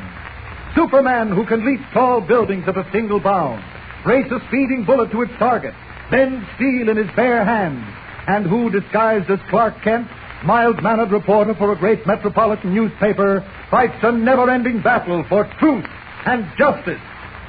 But before we join Superman, listen. And now to our story. Whatever doubt Clark Kent felt about the existence of a ghost car, said to be the cause of a series of accidents on the road to the Barrow Ranch, was swept aside when he and Lois drove up the dirt road to the ranch. The sudden appearance of an onrushing automobile forced them into a tree, and there was no evidence later of any tire tracks in the dirt. The car had mysteriously disappeared. When Lois and Kent finally reached the ranch, they learned that the owner, Steve Graham, had for 3 weeks been plagued with trouble. Accidents on the ranch as well as on the road. At the end of his rope, Graham has decided to sell the property. The task of fighting the unknown jinx is too much. But Clark Kent is of another mind. He is determined to solve the mystery of the ghost car. But time is limited. The sheriff has granted Kent just 3 days to find a solution. After that, the road will be closed to traffic. As our story continues today, Kent, Lois, and Jimmy Olsen have gone to their cabins to rest up after a trying day. That's our cabin, Jimmy? That's right, Mr. Kent. You're bunking with me. Oh. Here, let me turn on the light. Okay. Isn't it swell? Perfect. Well, you better hit the hay, Jimmy. You have a tough day ahead of us tomorrow. Help! What's that? Lois crying for help. Something's happened. Come on, Jimmy. Lois! Where are you, Lois? Here, Pop, behind the cabin. Hurry. Stay with me, Jim. Okay. What's the matter? Look there. The barn's on fire. Terrific blaze. Come on. There's Mr. Graham attaching the hose. All right, Lois. Don't you and Jimmy come any closer. I'm going to help Graham. Kevin's back to here. Here, give me a hand with this hose. What's the matter? Why isn't there any pressure? I don't know. Now, wait, let me look. My horses are trapped in there. We've got to save them. This hose is trapped. Who could have done that? No time to worry about that now. We've got to save those animals. Mr. Graham, is there a well nearby? Yes, right over there. Get your men to start a bucket brigade immediately. Well, where are you going? To free those horses. Well, you can't go in there, Kent. It's an inferno. I'll try the back of the barn. The fire isn't so bad around that side. You can't, Kent. You'll be burned to death. Never mind me. Get that bucket brigade going.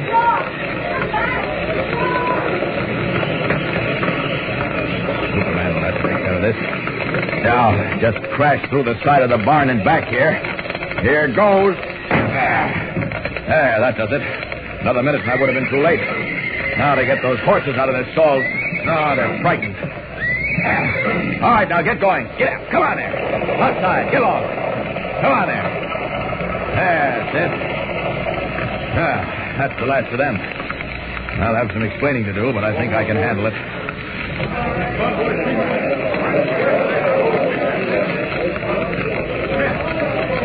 Kent, are you hurt? No, I'm all right. How did you get in there to let those horses out? There was a loose board. I tore it off and crawled into the stalls.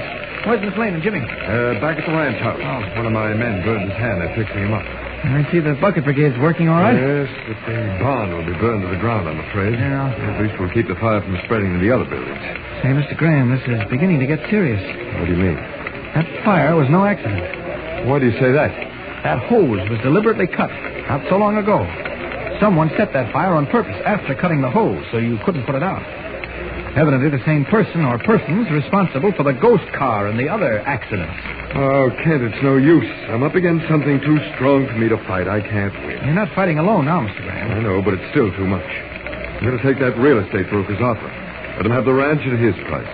Is it a good offer? No. He wants to pay less than the ranch originally cost. But why should anyone be so anxious to buy the Barrow? I don't know. The Dude Ranch can be a profitable business, but the Barrow hasn't been in existence long enough to make much money. Just about made expenses until all this happened. And yet someone is anxious to get control of the Barrow. Why? Is there anything valuable on your property? Not that I know of. There's an abandoned mine, but it's not worth it. What kind of mine? It used to be a fairly productive gold mine, but it was worked out about 20 years ago. Most of the tunnels have collapsed. I'd like to take a look at it. Where is it? It's up at the other end of the ranch beyond the creek, about 4 miles from here. I'll take a ride down there tomorrow. Say, incidentally, does that real estate agent want to purchase the ranch for himself? Oh, no. He hasn't enough money. He's representing someone else on this deal. Oh, who? He won't tell me.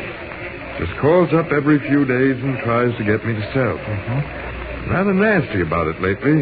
Said if I didn't sell, I'd be sorry. Oh. I think I'll go down and have a talk with him first thing in the morning.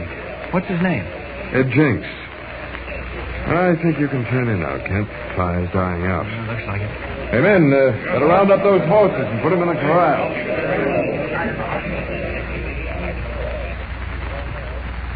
The following morning, before Lois and Jimmy awaken, Kent, in a car borrowed from Graham, pulls up before the real estate office of Ed Jenks.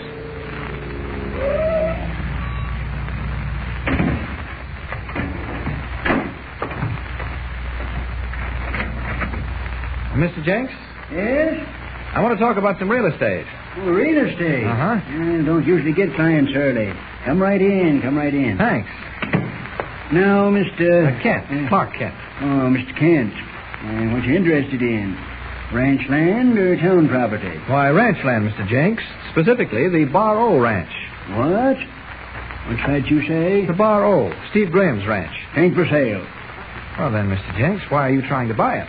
Me? I, the borrow? Fiddlesticks. I happen to know that you've made repeated offers to Mr. Graham. That's none of your business. It is my business, Mr. Jenks. You're trying to buy the ranch for someone else. Who is it? That's my affair. Not anymore, it isn't. Now, Mr. Jenks, I don't think you'd be very happy in jail. What are you talking about? Jail, Mr. Jenks, jail. Where you're going unless you talk. I ain't done nothing. There have been a number of strange accidents around the Bar O. Last night there was a fire, a suspicious fire. I don't know what you're talking about. We have evidence, Mr. Jenks. You threatened Steve Graham when he refused to sell the Bar O. It wasn't me. If anything wrong happened, it was him. He did it. I'm not to blame for what he did. Who, Mr. Jenks? Who? I don't know. Oh, then why did you say he did it? And he told me he had ways of making Graham sell if he refused to take the offer. You still haven't told me his name. Honest, I don't know his name. I never met him. Well, if you never met him, how do you come to be acting as his agent? I got a registered letter one day with a wad of money inside for my fee. The letter tells me to make this offer for the Bar O and not to take no for an answer. Since then, he keeps calling me up on the phone and telling me to keep after Graham. Do you recognize the man's voice? No, it's muffled like. You've got to believe me. You've got to. I don't know him from Adam. The best way you can get me to believe you is to help me find out who this man is. Well, I will, but Oh, excuse me. Hello? Hello, Jenks. Guess you know who this is. Yes, about the Bar O. Yeah. Listen, Jenks, I want you to... Wait a minute. There's someone at the door. Make it snappy. Jim. Graham wants to buy the Bar O. Oh. Wait. I got an idea. You tell him you think you can close the deal with Graham right away. But you must have some money. And then arrange a meeting place with him. What do you want me to do that for? It's a trap, don't you see? When he shows up, we'll grab him. Well, I get you. Hello? About time you got back. Now listen, Jenks. I want you to get busy. If you can. I got great news for you, mister. It looks like Graham ready to sell. Now you're talking. I knew he'd come around the way things have been happening. What are the arrangements? Well, I must have some money. I must have some money right away. Graham wants to see some cash in advance before he'll sign. How can I get the money to you? Well, I could meet you somewhere. No. Stall Graham off. Tell him you'll have the cash in a day or two. It can't be done. He's got to have it now. The deal will fall through if he don't get it today. Oh. Tell him you'll meet him anywhere. I can meet you anywhere you say. All right. You know the deserted mine on the Bar O property? Yes? I'll meet you inside the mine shaft in an hour. Be careful. Make sure no one's following you. Well, I'll do that. I'll watch out. Make sure you do. Bye. He fell for it. Oh, that's fine. All right, come on, Jenks. We're driving up to the old mine. Good. We'll catch him. Now, here's my car. Get in. There, you all set? Yes, sir.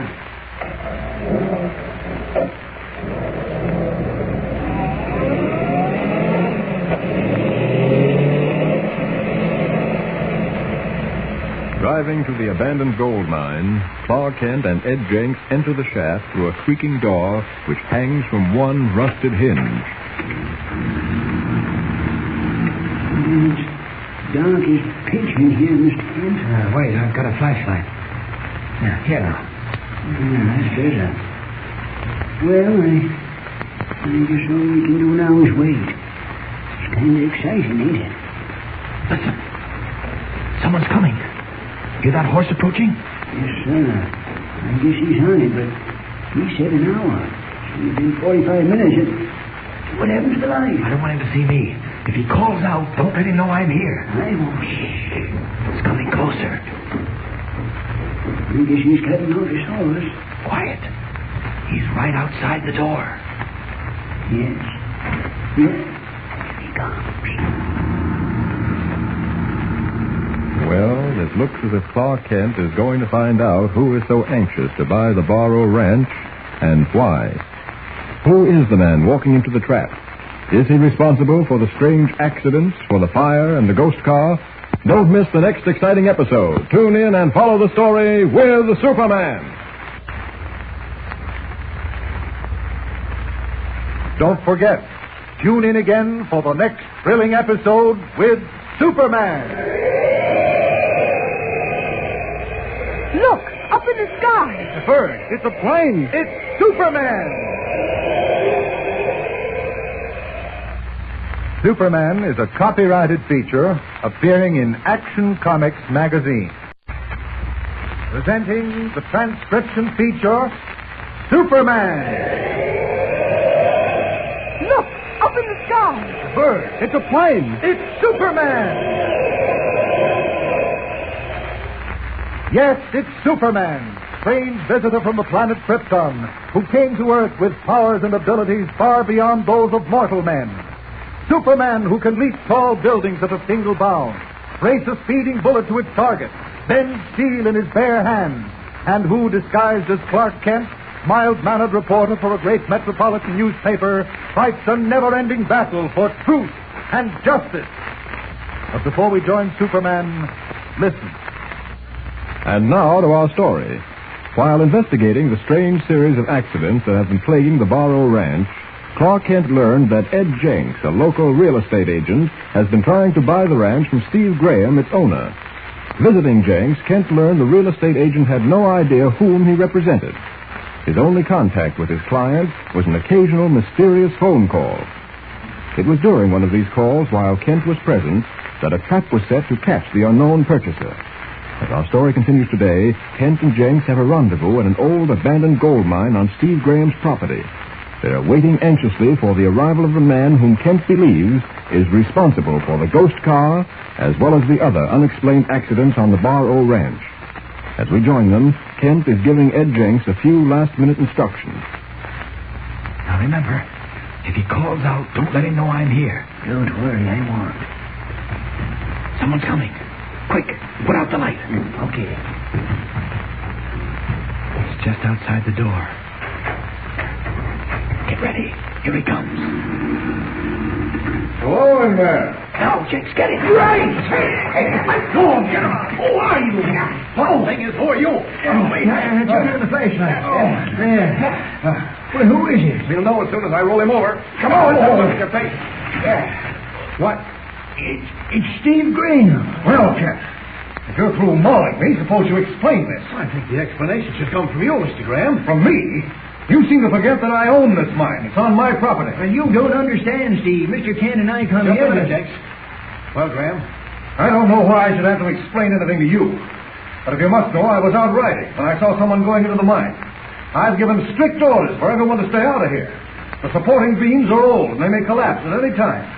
Oh, I came over to see what was doing. You just happened to be riding this way? Yes. And now suppose you tell me what you're doing here. told you yesterday I wanted to look the mine over. Oh, that's right. I forgot. Yeah, it looks as if we all kind of made a mistake. Now, wait a second. That still doesn't explain what Ed Jenks Mr. Jenks came along to show me how to get into the mine. You recall I went down to see him about the prospective purchase there. Well, who is the party? Why does he want the ranch? I ain't never seen him, Steve. I don't know him from Adam. I just talk to him on the phone sometimes. That's strange. Yeah, but look here, Kent. How can you be sure this man, Ed's client, whoever he is, caused all the accidents? I'm not sure. But he's been awfully anxious to buy the ranch. Well, that's just it. The ranch isn't worth the risks he's taking. How about this mine? Are you sure it's worthless? Positive. It was played out 30 years ago. That's right. I used to work here. The mine did pay once. Sure, but the vein of gold was exhausted. There's nothing left now but scattered streaks of color. The only gold here would cost more to take out than it's worth. Just the same, I want to look it over. I wouldn't stay here if I were you, Kent. Why not? I told you, some of the beams are rotten. The whole shaft may collapse. Oh, it seemed pretty solid. I'll look around for a while. You won't find a thing. Maybe not, but it's worth a look. Well, it's up to you. You're risking your life, not mine. I don't think it's that serious. Well, I'm going. You coming, Jenks? No, I think I'll stay with Mr. Kent. It's been a long time since I've been here. I'd kind of like to look the old place over again. Well, goodbye. See you later, Graham. Sorry I jumped on you the way I did. There's no harm done. Be careful. We will. All right, Jenks, let's go. Yeah. Well, it's too bad Mr. Graham come along when he did. He must have scared away the fellow we're waiting for. Yeah, I suppose he did. Well, can't help it now. Hey, Mr. Kent, what you looking for down here? Wish I knew. There's something on this property someone's mighty anxious to get. And this mine looks like the best bet to me. No, this mine ain't worth nothing. Well, I still want to look around. How far does this shaft we're following go? Oh, about a mile or so. Twists in and out. It used to be some job in the old days, pushing a cart along here. Is that what you did? Yep. I'd take an empty cart down to where the men were digging, fill it up, and then push it up again. Right past where we're walking now. That's all. You should have been here then, Mr. Kent. Rocky Point was some town. Nothing like it is now. Real mining town, eh? Lots of excitement? Sure was. Yeah, that's all gone now. Well, can't say I got cause to complain, though. I do all right in real estate business. Hey, Jenks. What's this? Huh? Oh, that's nothing. Just a part of the wall caved in. Rainwater seeps through and weakens it. Someday the whole business will come down, I reckon. Hey, wait a second, Jenks. You find something? Yes. What? Here, look. Look at this piece of ore. Hey, wait. Get light on it. Well, what do you think? Oh, it ain't gold ore. That much I'll tell you. I wasn't thinking of gold. Well, this stuff's worthless. Might as well chuck it away. No, wait. No, don't do that. I ain't no mineralogist, Mr. Kent, but I know enough to tell you this ain't worth a cent. No, never mind. I want it. Okay, here it is. I can't see what you want it for. Not sure, but I think I've seen ore like this before. Yeah? Yeah, the trouble is I can't remember just what it is. It's in the back of my mind, but I can't recall. Well, if you ask me, I think you're wasting your time down here. What was it I saw ore like this? Well, it's just like trying to remember a man's name. There it is, right on the tip of your tongue. You can't get it off. Yeah, most die trying to remember a name sometimes. It's just the way I feel now. Well, it might come back to you. Maybe. Anyway, I'm taking this ore with me. Mind it, huh? Bet it don't have no gold in it. Probably not. I'm going to have it analyzed anyway. All right. You know, it's a funny thing. I reckon I changed since I was a kid, but this old mine gives me the creeps now. Any objection to going back? No, we may as well. Yeah, too bad you didn't find nothing. I've got a hunch I have found something. No, you'll see tonight. Wait a minute. What's the matter? I hear something. You don't hear nothing. Yes, I'm sure of it. Let's go further along the tunnel. You're hearing things, Mr. Kent. No, there's something going on up ahead. Come on. Okay, I'll go along with you, but I can't hear nothing. Hurry. Not so fast. I ain't as young as you are. Wait. There. Do you hear it now? Hear what? Sort of tapping noise. Your ears must be better than mine. I can't. Wait. I reckon you're right. Yes, sir, I do hear it. Come on. Yeah, sounds like someone hammering. We'll know in a minute. Here must be just round that turn. Who's there? Well, it's a woman. Lois, what in the world are you doing here? Oh, I might have known you'd show up sooner or later. You ought to know better than to come to a place like this alone. It's dangerous. Oh, so you think you're going to leave me back at the ranch while you follow all the leads? Oh, no. Now, listen to me, Clark Kent. I know a good clue when I see it. What are you talking about? First, don't you think it might be gentlemanly to introduce me? Oh, sorry. Mr. Jenks, this is Miss Lane. How do you do? Howdy, ma'am. Well, Lois, what are you doing here? Well, Jimmy and I were supposed to go riding, but he decided that he wanted to practice his trick roping. So I went alone. I'd heard about this old mine, and it seemed to me to be a good reason why someone might be anxious to get possession of the Barrow Ranch. So you rode here? Oh, funny, we didn't see your horse outside. You didn't? No. Well, I left him in front of the door. I reckon you don't know Western horses they use here, miss. You gotta bring the reins over their head if you want them to stay put. I didn't know that. Do you suppose he's lost? Oh, no. He'll get back to the ranch all right. That's good. Well, Lois, what did your clue chasing uncover? Plenty. Look at what I just chipped off the side of the tunnel. Say. What do you think of that?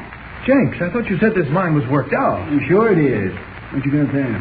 Gold. That's what he's got there, Mr. Jenks. Here, let me see that. I don't blame you for thinking it's gold. Well, isn't it? Look at those streaks of yellow. That don't mean nothing. This ain't gold. It's iron pyrites. Fool's gold, they call it. Looks like gold to most folks, but it ain't worth nothing. You sure? No doubt about it. I've seen plenty of this stuff in my time. Oh, dear. Well, don't be too disappointed, Lois. I was sure I'd found the solution. Don't you worry. We'll find out who's back of all the trouble we've been having. Mr. Kent, don't you think we better start back? Yes, I guess so. Come on, Lois. Okay. By the way, what are you two doing here? Oh, we tried to spring a trap. It didn't catch anything. A trap? Yes. Jenks here has been representing the man who's been trying to buy the Bar O. We tried to lure him to the mine, but he didn't show up. Mr. Graham must have scared him away when he came along. That's a shame. If you'd gotten him... Yes, might have solved everything. But still, look. What's happening to my light? Sort of flickering. Battery's probably going dead. I noticed it wasn't getting much light before. Won't last much longer now. Oh, there, you see? Dead. Yeah. Good thing we found you, miss. Nasty business being down here in the dark. I don't even want to think about it. I'll be glad when I'm out of here. How much further do we have to go? Not much. Just around the next bend. What's that noise? Say, I don't like this. Come on, let's hurry. What is it? I don't want to say unless it's so. Hurry. Hold on to my arm, Lois. Get back. Get back against the wall. Look. The entrance. Oh, just what I'm afraid of. It's a landslide. It's brought the entrance. Clark! I'm sorry. I tripped and broke the flashlight. Clark, where are you? Here I am, Lois. How can we get out of here? Jenks, is there another entrance? I never heard of one. Tell no one. We're trapped. We'll die here. We're buried alive. Lois, get hold of yourself. This is no time for hysterics. Now, don't worry. We'll get out. We'll suffocate down No, here. we won't. There's no air. She's right, Kent. We'll dig our way out. With our bare hands. Clark! Oh, Clark. There's no use trying to fool me. I know it as well as you do. This mine is our tomb.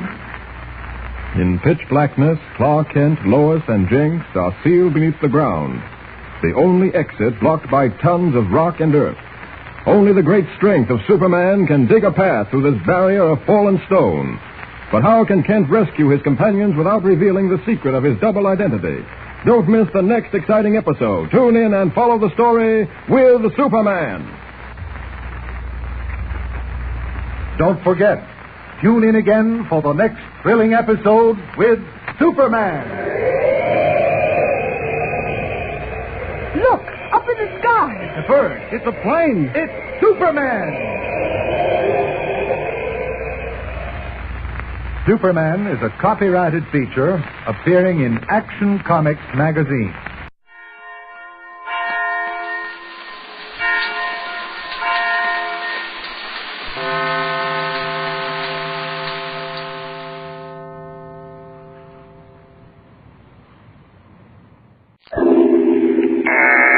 Stand by to raise ship. Blast off. -5, 4, 3, 2, As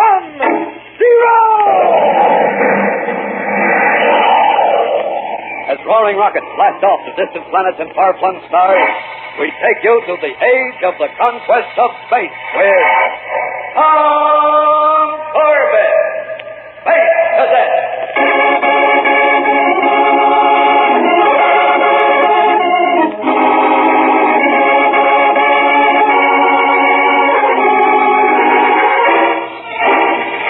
In the steaming gaseous fog which forever shrouds the planet Venus, a tall, solidly built young man wearing the trim uniform of a space cadet strides briskly along a deserted street in the city of Venusport on his way toward the spaceport. Suddenly, another tall young man steps out of a darkened alleyway, trailed closely by a smaller, wizened follower, and plants himself in the cadet's path. Excuse me. You're Cadet Astro, aren't you? What? Yes, I am. Who are you? Don't you recognize me? Take a close look. What? Jumping Jupiter. Surprised? Why, you look just like me. Yes. Amazing resemblance, isn't it? In case you've forgotten, I'm your cousin, Merkel. My cousin? You've heard of me. Yes, I have. Nothing very complimentary, I'll bet. No, not very. I didn't think so. Come on, let's go someplace and get acquainted, Astro. Sorry, I've got to get to the spaceport and catch a ship back to Earth. I'm afraid you won't be able to make that ship, Astro. What do you mean? I've got other plans for you. All right, Bill. Hey, wait a minute. What is this? Who are you? Ooh. Nice work, Bill. Now let's drag my dear cousin Astro inside and go to work on him.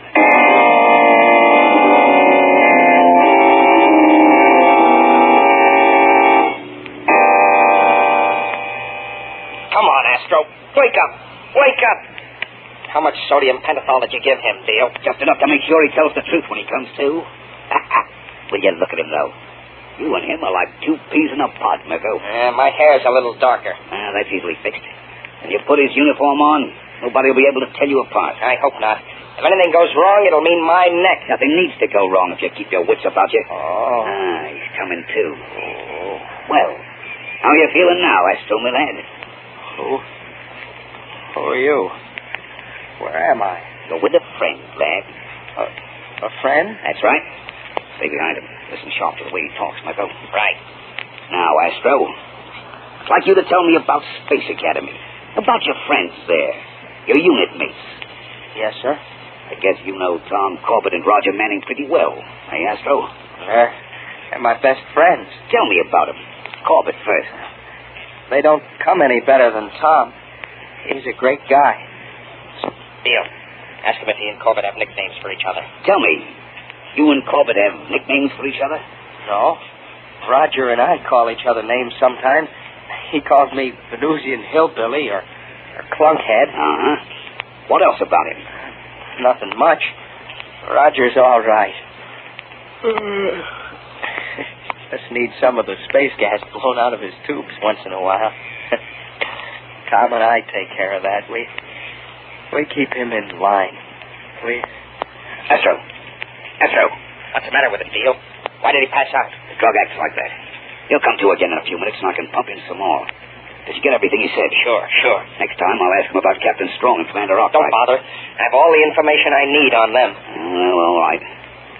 You know, I think this will work out just fine, Mirko. So far. But the big test comes when I show up at Space Academy. Incidentally, what happens to my dear cousin when I leave? Never mind about him. I do mind. I wouldn't want him showing up at the Academy, too. You won't have to worry about that, Mirko. Your dear cousin Astro ain't ever going to see Space Academy again.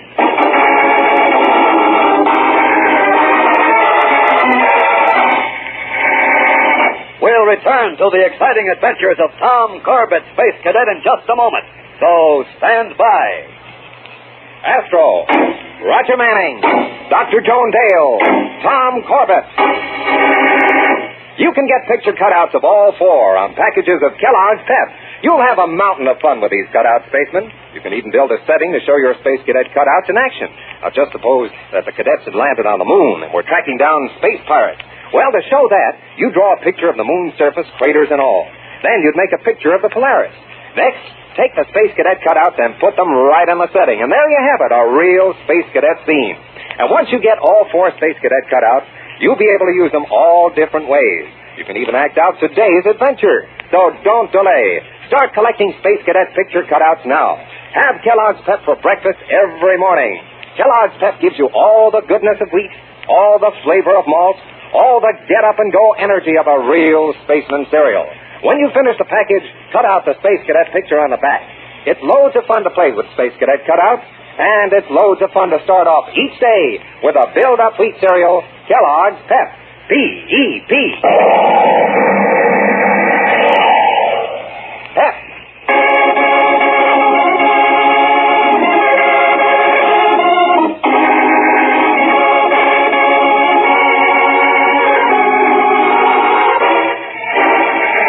Unaware that their unit-mate Astro is being held prisoner on his home planet Venus, Tom Corbett and Roger Manning greet Astro's impersonator as he enters their dormitory. Astro! Greetings, Space Boys. Well, the Venusian hillbilly himself. Where you been, lunkhead? You had us worried. You know those space liners. We were held up half a day on Luna, rounding up a couple of tourists who got lost. A space liner? You came back on a space liner? Well, sure. You mean you bought passage on a ship when you could fly for free on a Solar Guard cruiser? Oh, well, you know, finishing up your leave and all, you like to make a splash. And I always did want to ride in one of those floating space palaces. You always swore you'd never set foot in one. And where'd you get that kind of money? The fare on one of those jobs is almost a year's pay. Well, you see... Don't tell me you put the bite on your uncle.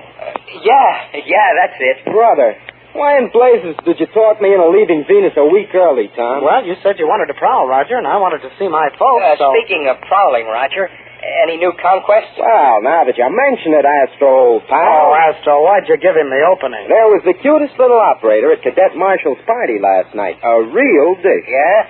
How is Marshall? I haven't seen him in a long time. Huh? Are you kidding, Astro? Why, no. Oh, don't tell me you kissed and made up.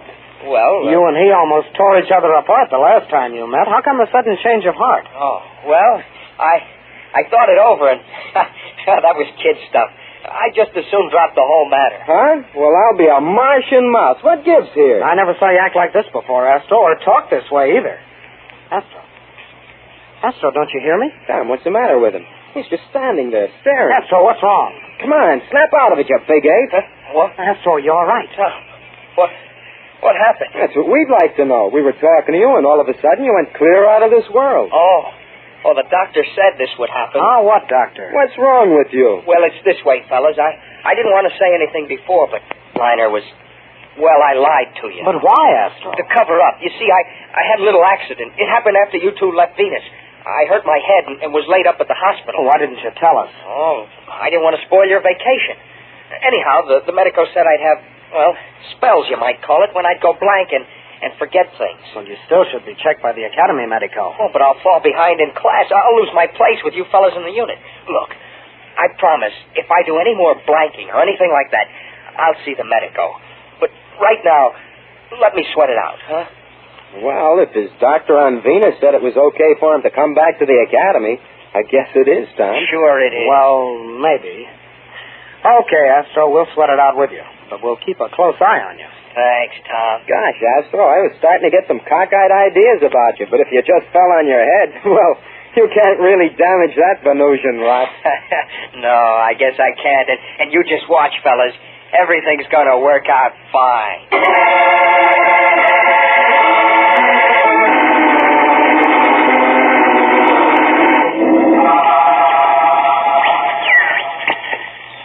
MC 394. Marco calling Bill. Marco calling Bill. Come in. Bill here. Go ahead, Marco. I just made the contact. I'll be able to swing it tonight, I think. That's the way to talk. You have the schedule? Yeah, but I want to double check. I'll contact you again later. Right. How's my charming cousin? He's as snug as a bug. Don't worry about him. I won't, as long as you're taking care of him. Well, talk to you later. So long, Marco. Do a good job tonight.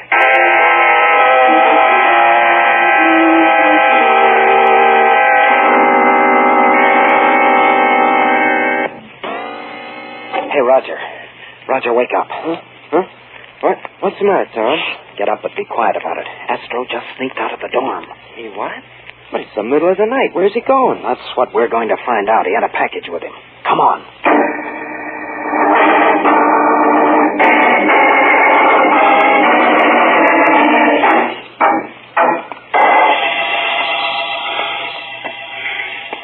Look, Roger. Astro's heading for the spaceport. What in blazes is that lunkhead up to? That's what I want to know. Keep moving, but stay in the shadows. Tom, I don't like spying like this. Oh, neither do I, but I think Astro's in trouble. If we can find out what it is, maybe we can help him. Who said he's in trouble? There's something wrong with him. Haven't you noticed how different he's been since he came back from Venus? Well, the poor guy had a bad accident. He fell on his head. I know, but there's something else. Something I can't put my finger on. He's been, kind of sly. Sly? Astro? Oh, come off it, Tom. Well, what do you call sneaking out here in the middle of the night like this? Well, he must have had a good reason. Wait, look. He's heading for the Unit 2 cruiser, the Vega. Come on. What in blazes is that ape up to? Search me. Hey, look out for that crate, Roger. Ooh, blasted. Find this ramp. Astro's turning around. I don't think he spotted us. Tom, look. You can see him clearer now. I think the poor guy's walking in his sleep. Oh, you're space happy. He is.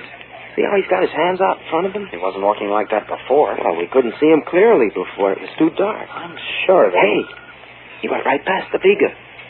He's heading for the canal. Come on, Tom. He's liable to fall right into the drink. Astro! Hey, Astro, wait! Not so loud, Roger. You'll bring the watch. Well, hurry up before he falls in. Here he is. I got him. See? His eyes are closed. Astro, wake up. What?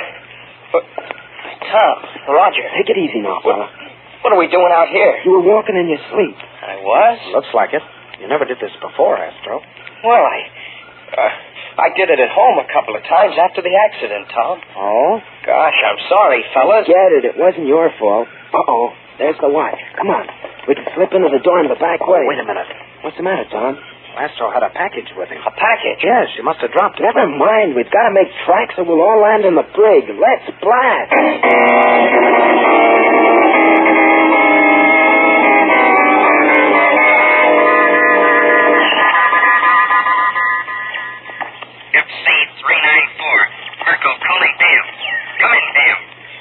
Beale here. About time you called in, Mirko. What in blazes happened last night? The boys were there when the Vega landed. There wasn't anything aboard. Central Control is burning mad. Corbett, Manny caught me. It's all right, though. I made them think I was sleepwalking. Manny bugged my story, but I'm not positive about Corbett. How about that? Everything else is okay. But I don't want to try it again tonight, in case Corbett is still suspicious. I'll wait till tomorrow night. Tomorrow night. Understand? Tomorrow. Right. But nothing's better go wrong again, Mirko. It won't. This time, I'll make sure those cadet punks don't follow me. I've got to cut out now, Beale. I won't contact you again unless the schedules change. Right. Well, looks like Tom and Roger were too smart for Mirko, huh, Beale? Button, if you're still alive, we'll let him court-martial you for a traitor. What? Well, that's the way you're going to play it, huh? That's the way, exactly. Why, you dirty space crawler out? Go on. Bust your muscles. You can't break them ropes. Oh, I can't, huh? Jupiter. Now let's see if you can take it as well as you dish it out. No, you don't. Keep back. Don't go away, pal. You're going to have some sweet dreams. Right from my... No.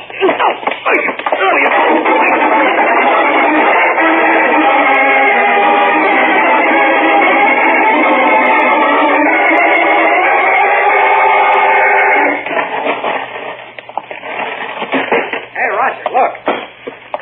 What's that? The package Astro was carrying the other night. I just fished it out of the canal. He must have thrown it in when he heard us coming. Oh? What is it? Just a box. I'll try to get the top off with my knife. Tom, I don't understand you. You're acting as if you don't trust Astro. I'm not sure I do, Roger. There we are. Well, come on. What's in it? Kind of curious, aren't you, fellas? Astro. So you found it, eh, Corbett? I figured you did when it wasn't in the canal. Hey, Astro. Smart, Corbett. But this time you outsmarted yourself. Now you and your pal are in trouble. Maybe you're the one who's in trouble. Not me. I just have to change my plans a little. Look, what goes on here? Tom, Astro... He isn't Astro, Roger. Not Astro? No, I don't know who he is, but... A ray gun. Tom, he pulled a gun on us. What in the universe? We're going out to the spaceport, boys. Right now. What's the idea? Just do as I say. You'll walk in front, Manning. Then Corbett. And I'll be right behind you. If you make one sound, I'll blast you. Now, march!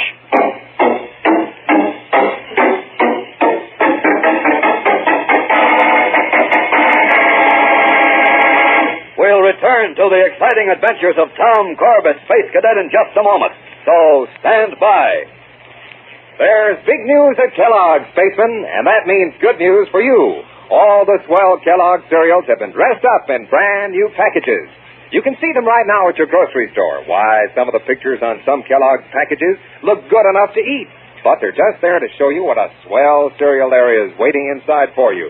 And don't forget, on the regular-sized package of Kellogg's Pep, you get an exciting Space Cadet picture cutout, one that you can make a stand for and put in a Space Cadet setting of your own. All the new faces on the Kellogg cereal packages are bright and happy pictures.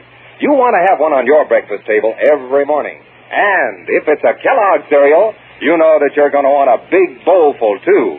So make a date right now to go to your grocery store and see all the new faces on the Kellogg cereals.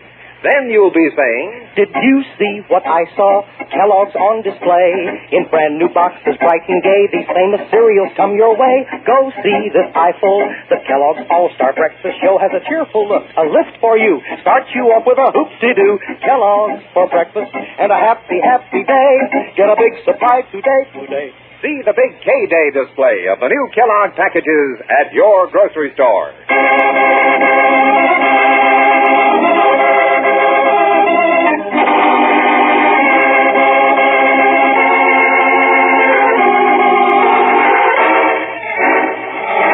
While the Academy sleeps, Tom and Roger are forced to go to the spaceport with Mirko, who is masquerading as Astro and who is armed. At Mirko's command, the two cadets approach the space cruiser Polaris, which looms sleek and gleaming under the pale light of the stars. Blast it, but I was dumb, Tom, not to realize this guy wasn't Astro. I wasn't exactly bright either, Roger, not to catch on sooner than I did. All right, you two, hold it. What happens now, Mr. Rat? You'll find out, Manning. Turn around and face the ship. Why? Turn around, I said. You too, Corbett. He's going to finish us with that ray gun and blast off in the Polaris, Tom. Listen, Roger. Sounds like a ship coming in for a landing. Yeah, it is. A solar guard destroyer. It'll be too late to help you, Corbett. Oh. Why, you slut, Tom. And here's yours, Manning. Oh. Now, brother cadets, let's blast off for a nice little joyride in space.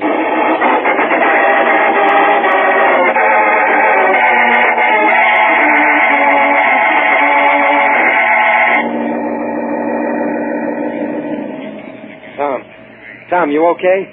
That phony slug that's then tied us up and dumped us down here in the hold of the Polaris. I feel like I've been run over by a steamroller, but I guess I'll live.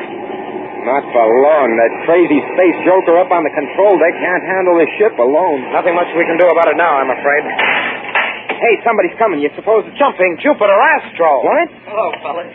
Sorry I took so long getting up here, but riding acceleration without cushions is no picnic. Astro? How in the universe did Wait a minute, Tom. Maybe he isn't Astro. It's that other joker trying to trick us. Why, you space-happy rockhead, if you don't know me by this time... That's Astro, all right. Well, don't just stand there. Get us out of this. All right. Keep your flaps trimmed. Well, what's going on here anyway, Astro? Where have you been? Who is this character? He looks enough like you to be your twin. He's a cousin. Name's Mirko. Haven't heard from him in years. He and a gang he's working with nailed me on Venus when I was on my way back to the Academy. But why? Yeah. Look, will you guys stop wriggling around and let me get these wires off? Okay, but keep talking. The idea was for Mirko to pose as me at the Academy and help this gang smuggle stuff out of Earth. Where to? What kind of stuff? I don't know. When I broke away from them yesterday morning, I didn't hang around to ask questions. Anyhow, Mirko would hide the stuff on Academy ships that wouldn't be suspected or even subject to customs search. And then the gang would pick it up at some spaceport en route. Pretty clever operation. There you are. You're both loose. Now, where's my dear cousin? Topside, on the control deck. He's liable to kill us all the way he's handling this ship. Well, let's get him. Oh, nothing doing, Roger. This is my job. But Astro. Look, Tom, after what I went through, I deserve this. You stay down here. Better hurry up, Astro. Don't worry. This will be short and sweet. Just stay there and listen. Tom, you think maybe we'd better follow him? No, this is his party. Let him enjoy it. Hiya, cousin. Shake hands. Wow, he sure is. Oh, listen to him. Those punches even hurt down here. Maybe we had better break it up. There won't be anything left of Mirko. Uh-oh. That sounded like taps to me. Astro, are you all right? All right. I feel terrific. Well, let's get up on the control deck. This ship is running away with us. Okay. But look, I've been thinking, Tom. Stick to your fists, Astro. You think a lot better with them. Well, I'm serious. Instead of going back to the academy, why don't we head for Venus and pick up the rest of that smuggling gang before they get away? I left them there when I escaped. Hey, that's a great idea, Are Tom. you guys kidding? Commander Arkwright would have our ears if we blasted off on our own. But we'll put it up to him when we get back. A fine thing. Just when I was beginning to enjoy myself.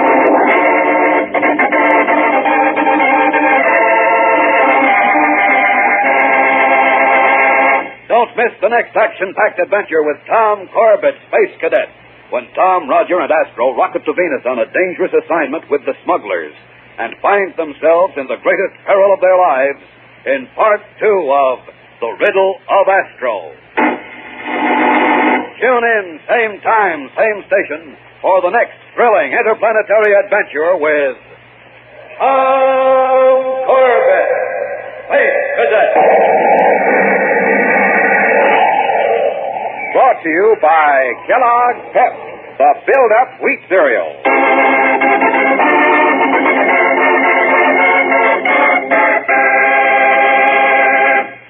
Spaceman, this is Tom Corbett. Thousands of families have been driven from their homes by the floods in the Midwest, and they need our help now. And money from you and your parents will help them in this terrible emergency. So give to the Red Cross.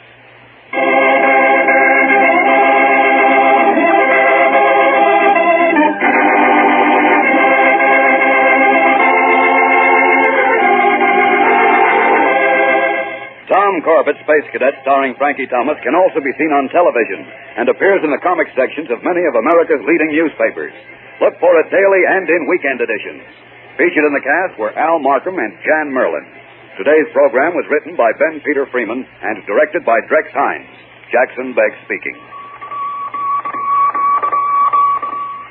Kellogg's Raisin Bran has a secret. Kellogg's Raisin Bran has a secret. And what a secret. In Kellogg's Raisin Bran, the tasty raisins are dipped in honeycomb.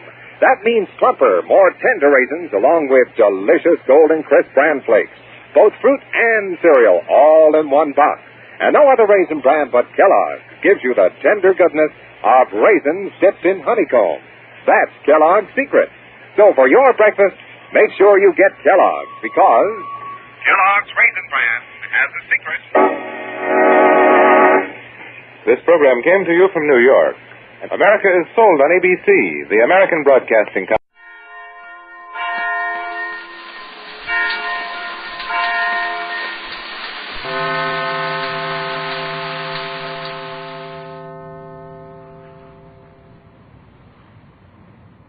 Tired of the everyday grind? Ever dream of a life of romantic adventure? Want to get away from it all? We offer you Escape. Escape, designed to free you from the four walls of today for a half hour of high adventure.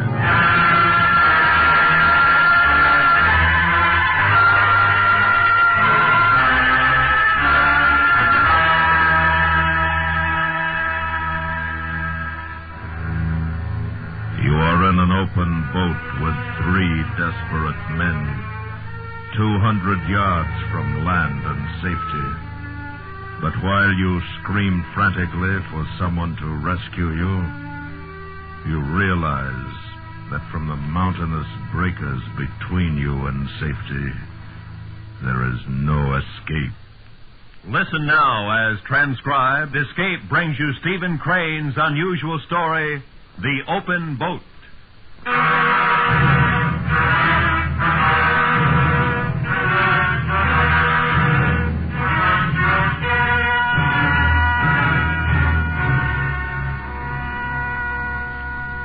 1897. A tale intended to be after the fact, being the experience of 4 men from the sunk steamer Commodore. They were a captain, an oiler, a cook, and a correspondent. And many a man ought to have a bathtub larger than the boat which they rowed upon the sea. None of them knew the color of the sky. Their eyes were fastened upon the waves that swept toward them. The horizon narrowed and widened, dipped and rose, and at all times it was jagged with waves that seemed to thrust up in points like rocks. A singular disadvantage of the sea lies in the fact that after successfully surmounting one wave, you discover there's another behind it just as important, just as anxious to swamp a boat. Keep her a little more south, Billy. A little more south, sir. There's a house of refuge just north of the Mosquito Inlet light. As soon as they see us, they'll come off their boat and pick us up. Soon as who sees us, Cook? Crew. Houses of refuge don't have crews. Only places where clothes and food are stored for the benefit of shipwrecked people. They don't carry crews. Oh, yes, they do. No, they don't. We're not there yet. The oiler's right. We're not there yet. Good thing it's an onshore wind. If not, where will we be? Now, that's right. Do you think we've got much of a show now, boys? I don't know, Captain. Oh, well, we'll get ashore all right. Yes. If this wind holds. If we don't, go down on the search.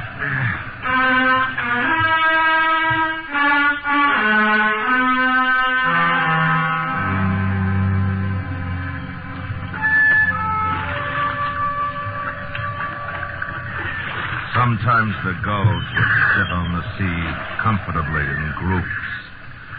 Its wrath was no more to them than it was to a convoy of prairie chickens 1,000 miles inland. Often they came close. And at these times they were uncanny and sinister in their unblinking scrutiny. Get away! Go on, get away! Ugly, filthy things.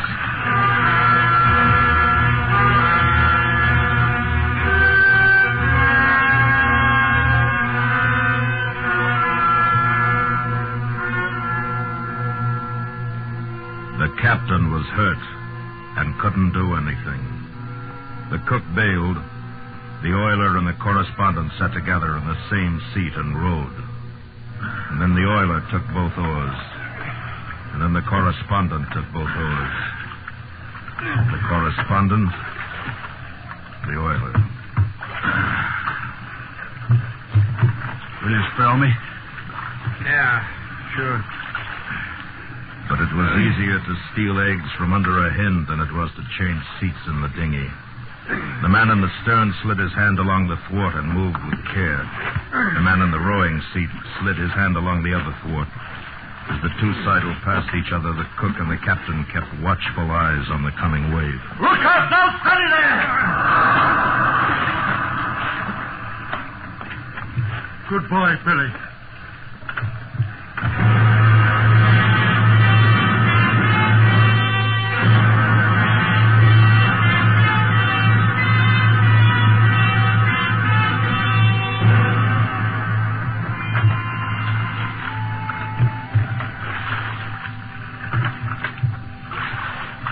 I think I see the lighthouse at Mosquito Inlet. Where? Which way? Wait. I think I see it, too. Billy? Might be. I don't see anything. Look again. It's exactly in that direction. What? Why, now I see it. It's real small, like the head of a pin. Think we'll make it, Captain. If this wind holds and the boat don't swamp, we can't do much else. Bail here, Cook. All right, Captain, sir. All right.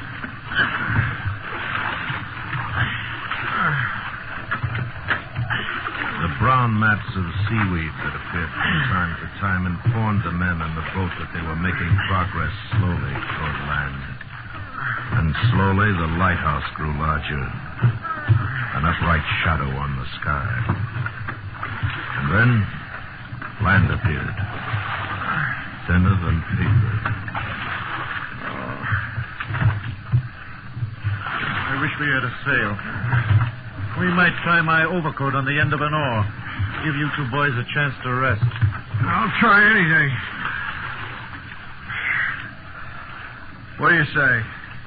Let's try it. Here's my coat. Right, sir. Blow them both down toward me. I'll tie it on. Here. There you go. So rope there, Billy. You can lash it better. Sleeves will do better, I think. You'll have to hold one oar. You the other. Okay. Ready? All righty. Hoist her. All right, here we go. Watch it. Hold on. It's steady now. Steady it. Better lower her. What? Aren't we making headway, Billy? You'll swap this way. She's too far off balance. Hold on, Take her down. Take her down. All right. Take her down. That's it.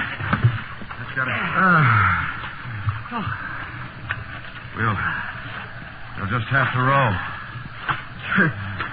How in the name of all the saints could there be people who think it's fun to row a boat? You put things right smart. Yeah, yes. Wouldn't be so bad if we'd eaten something before. Yeah. We got ourselves in a pinker condition before we got ourselves shipwrecked. That'd be better, too. Would be. There'd be less people drowning at sea. I'll spare you. We can both do it. Take the right oar, Billy. All right. Let's go.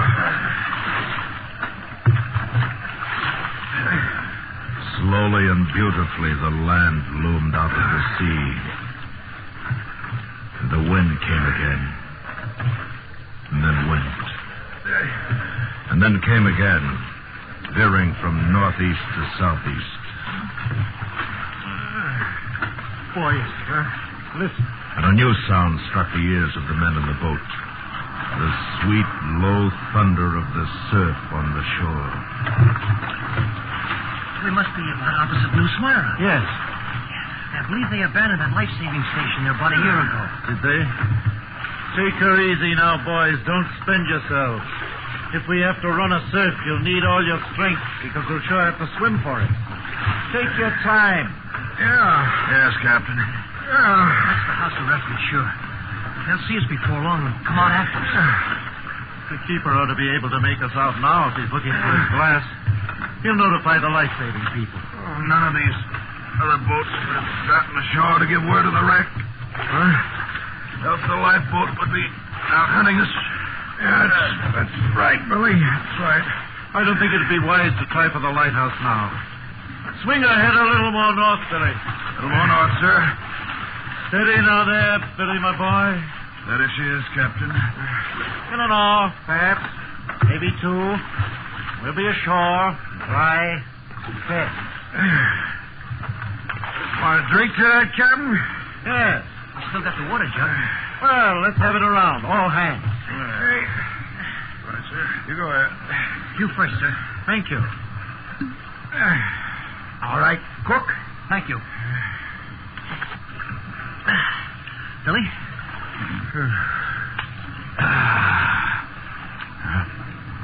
It tastes good, fresh water. Here you go. Thanks. Go. Well, since we're celebrating, I got a surprise. Look. Cigars. Aren't they wet? Yeah, some of them are. But some of them are dry. I don't know how. Here. I got dry matches. There you are. Oh, thanks. Whoa. No. This is more like it. Yes, sir.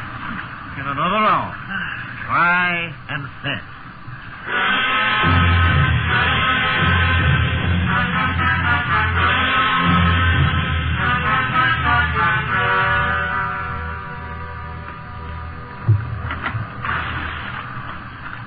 Cook, there don't seem to be any signs of life about your house of refuge. No.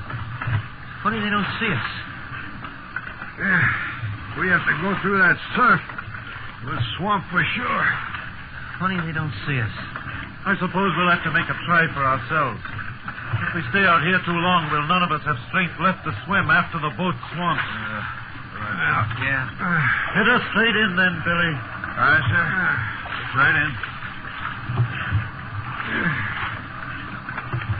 If we don't all get ashore, I suppose you fellows know where to send news of my finish. Yes, sir. If I don't get ashore, you boys can tell my old lady what happened. My family lives in New Brunswick.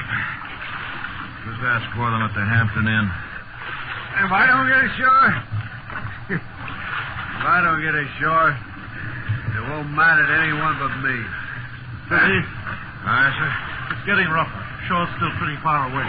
Sir, we can't go in any closer. What? Boys, she won't live 3 minutes more if we keep her headed toward shore. She's going out to swim. Will I take her out to sea again, Captain? Yes, Billy, go ahead.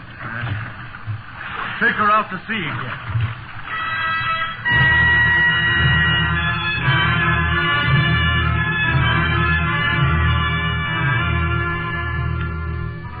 And the boat with the 4 men in it.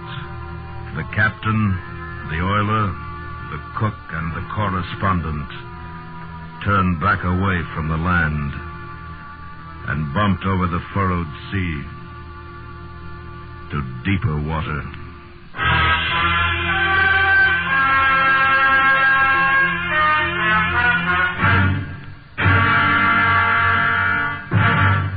We will return to Escape in just a moment, but first, just sit back, relax, and watch the cars roll by. Watch the heavy traffic on the highways in the summertime. Watch the traffic jams and the roadblocks and the tired, hot drivers sitting behind the steering wheels of their cars, trying to make time and getting nowhere fast. Just help yourself to a nice, refreshing, cool drink. Sit on your chair on the porch or stoop or lawn under the shade of a big elm tree with your radio tuned to some nice, sweet music or a thrilling whodunit on CBS Radio and watch the summer rush on the roadways. Gosh, you're smart. And now, back to Escape.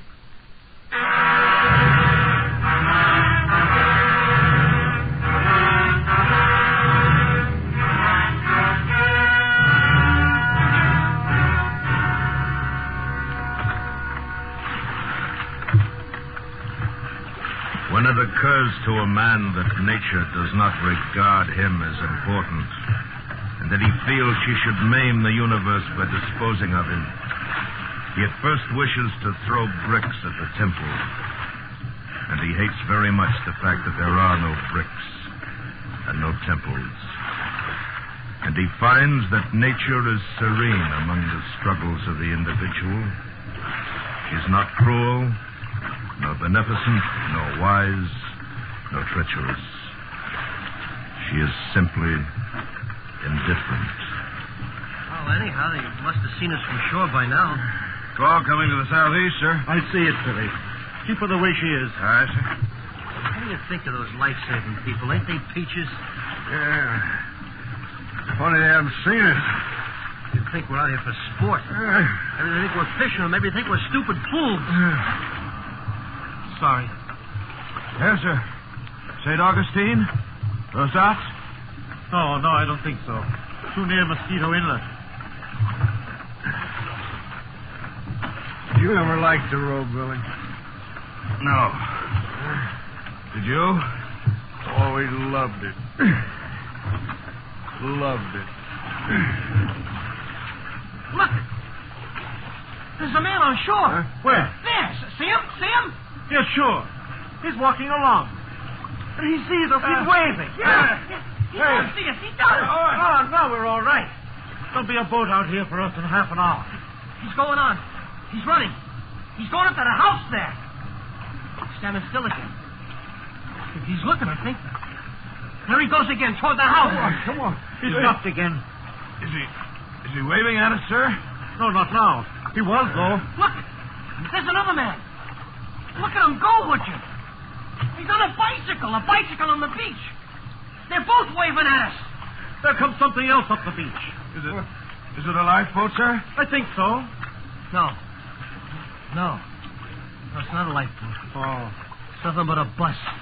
One of those big hotel buses. By thunder, you're right. What do you suppose they're doing with a bus? Why don't they get a lifeboat? Hey. Maybe they're going around collecting the lifeboat crew. That's it. Huh? Yeah. Now keep her around into the wind, Billy. Aye, sir. Look. There's a fellow waving a little black flag at us. He's standing on the steps of the bus. And there come 2 other fellows. No, they're all talking together. Well, look at that fellow with the flag. He sees us all right. He knows what he's about. Hey! Come get us! Come get us! Hey, that ain't a flag, is it? No, it's his coat. Why, certainly that's his coat. So it is. It's his coat. But would you look at him swing it? There isn't any life-saving station there. That's just a winter resort hotel. Some of the customers came to see us drown. What's that idiot with the coat mean? What's he signaling anyhow? Good. It looks as if he were trying to tell us to go north. Must be a life-saving station up there. No. He thinks we're fishing, Billy. Just giving us a wave. That's all we need now, a cheery little wave to send us on our way to eternity. He don't mean any. He just plays. If he just signals to try the surf or go to sea or wait or go north or go south or go to... There'd be some reason in it, but look at him. Why doesn't he stop waving that coat long enough to tell him we're out here dying? Why doesn't he? Oh, it's all right now. They'll have a boat out here in less than no time, now that they've seen us. Yeah. Night coming on, sir. Oh, now, boys. We'll never have to stay here all night. Now, don't you worry. They've seen us now, and it won't be long before they just come chasing right out at us, eh? Oh, come on, boys. Cheer up now.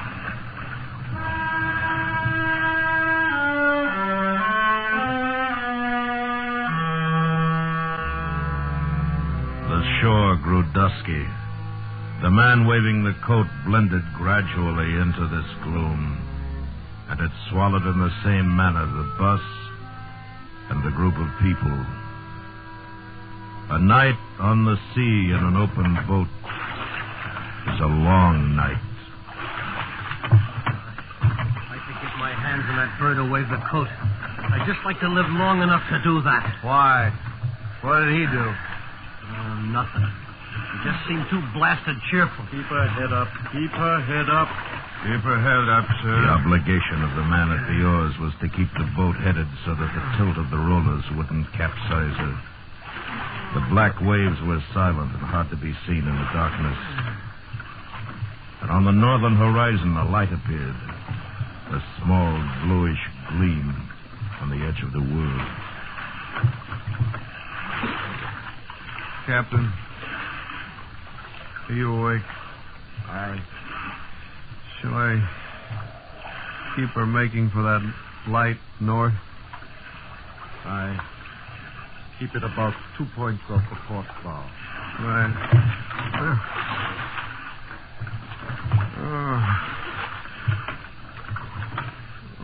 A gleaming trail of phosphorescence like a blue flame was furrowed on the black waters. It might have been made by a monstrous knife. The speed and power of the thing was greatly to be admired. It cut the water like a gigantic and keen projectile, never leaving the vicinity of the boat. Ahead or astern, or on one side or another, at intervals, long and short, flew the long, sparkling streak.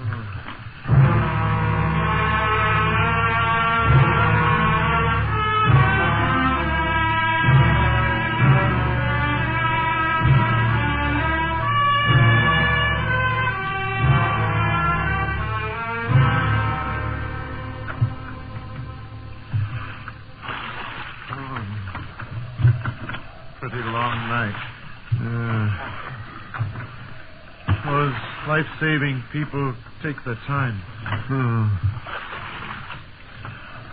Did you see the shark playing around? Yes, I saw it. He was a big fellow, all right. I didn't know you were awake, Captain. Makes no difference. He's gone now.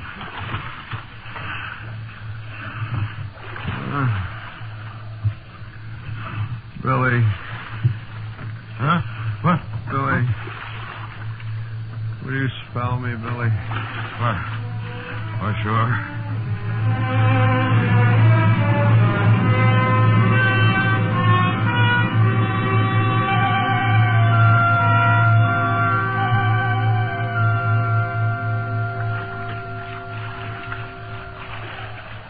hook.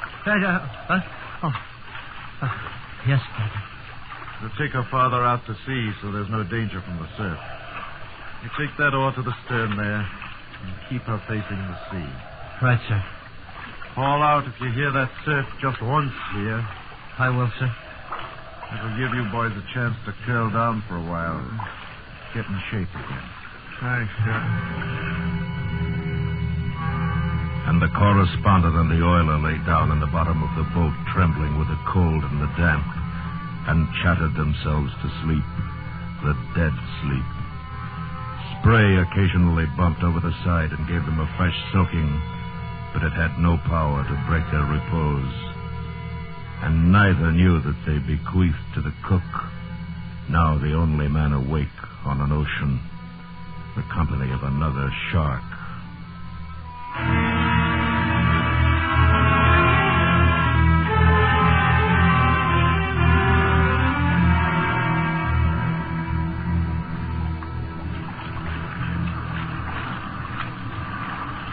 Boys.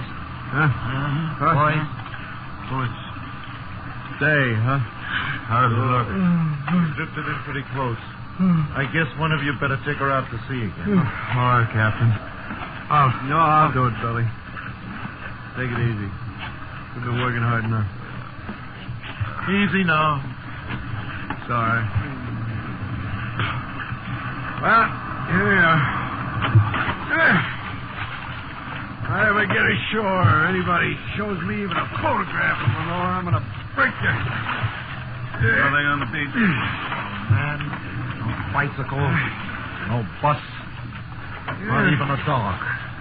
Guess I'd even like to see that fellow with the coat again. Guess we all would. Well, at least the light tower's still in sight. That I'd rather not see. Why's that? Well, for one thing, I don't think anyone ever climbs up there. If they did, we'd have help. If no help is coming, we might better try to run through the surf. When, sir? Right away, Billy. If we stay out here much longer, we'll be too weak to do anything for ourselves at all pretty soon. Captain's right. Anything's better than this. Should I head her into the beach, sir? Head her into the beach, Billy. Into the beach, sir.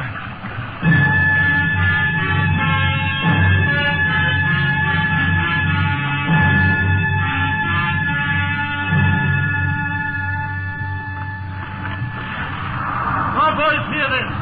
She's going to swamp shore. All we can do is work her in as far as possible. And then when she swamps, pile out and scramble for the beach. Yes, sir. Captain, you're hurt. I can swim it all right, Billy, if we get in close enough. Keep cool now, boys. And don't jump until she swamps shore. Aye, sir. Captain, I think I better bring her about. Keep her head onto the sea and back her in. All right, Billy. Back her in. I don't think we'll get it very close, Captain. But we'll try. And remember to get well clear of the boat when you jump. Better! Better out! All right, Captain! Captain, the next one will do it for sure, sir. Here she comes. Mind you jump! Clear of the boat!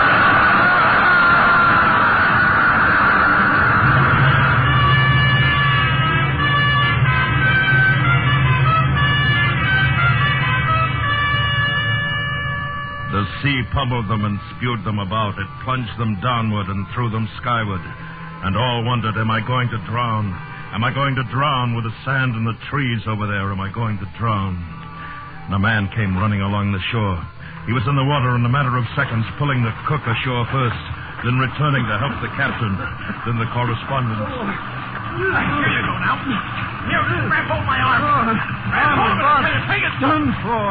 No, you're not. Come on now. Come on! Oh, thanks. It's all right now. It's all right. I thought it was all over. Look! In the shadows, face downward, lay the oiler. His forehead touched sand that was periodically between each wave clear of the sea.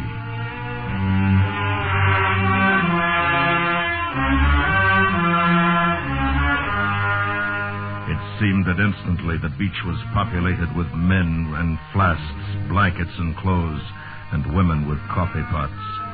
But while the captain and the cook and the correspondent took all of these remedies, a still and dripping shape was carried slowly up the beach.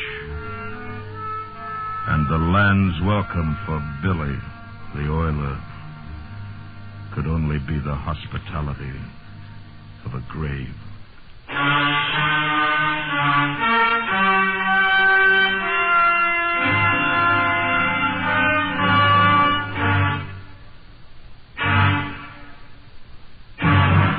Transcribed under the direction of Anthony Ellis, Escape has brought you The Open Boat by Stephen Crane, adapted by E. Jack Newman. In order of their appearance, you've heard William Conrad as the narrator, Tom Tully, the correspondent, Edgar Barrier, the captain, Bob Sweeney, the cook, Dave Young, the oiler, and Jack Carroll, the man. The special music for Escape is composed and conducted by Leith Stevens. Next week. You are in a wild and dangerous country riding to stake your claim, while the man who follows you without conscience or fear is waiting for the moment when he will stop you with a bullet in the heart.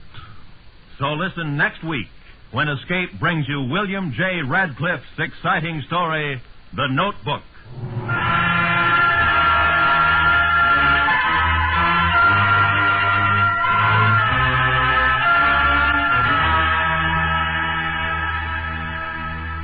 Remember, the blood you give is vital in building a reserve of gamma globulin for the prevention of paralysis from polio. Call your local Red Cross chapter for an appointment to donate blood tomorrow. This is Roy Rowan speaking. And remember, the Johnny Mercer Show is heard weekday evening on the CBS Radio Network.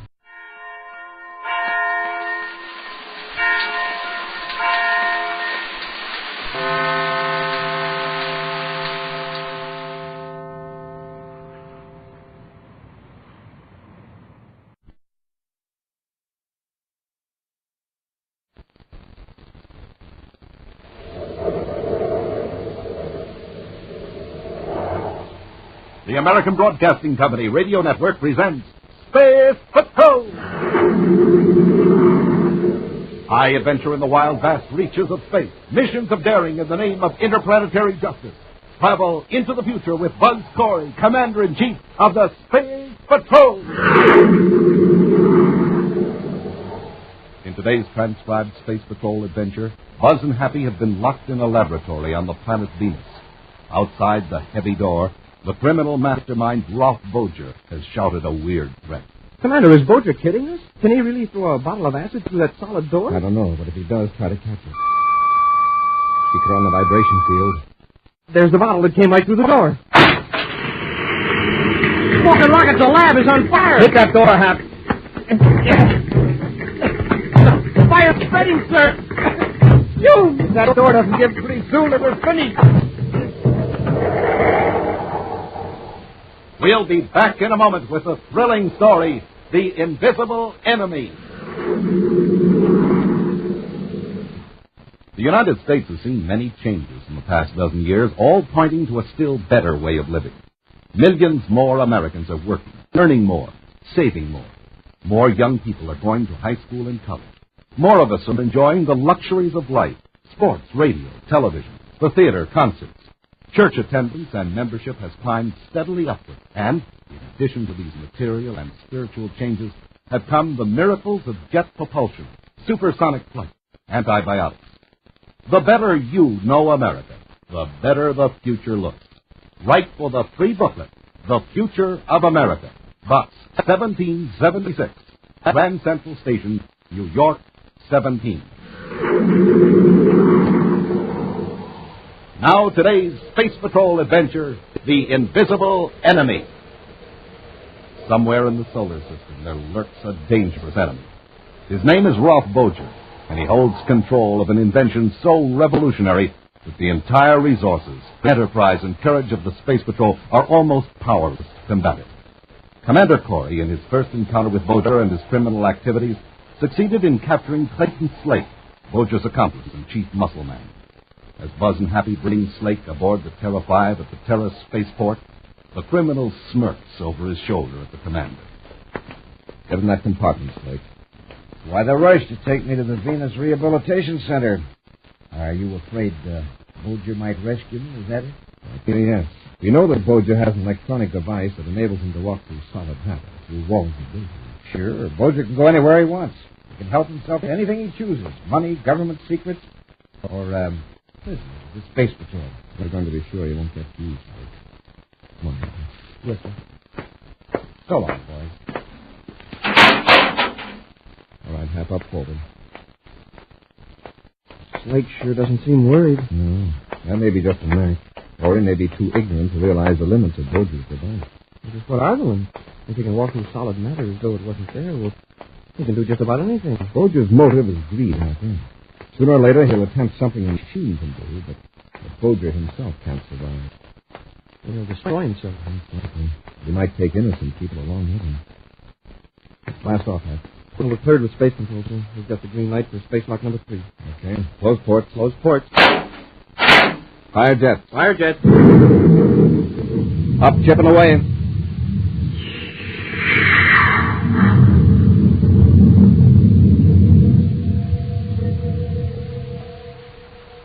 As the commander's ship blasts off from Terra and eases into its flight orbit to Venus, two men in another spaceship intently watch their periscope screen. That's Corey's ship, Boger. I guess I better get into my spacesuit. There is no hurry, Doc.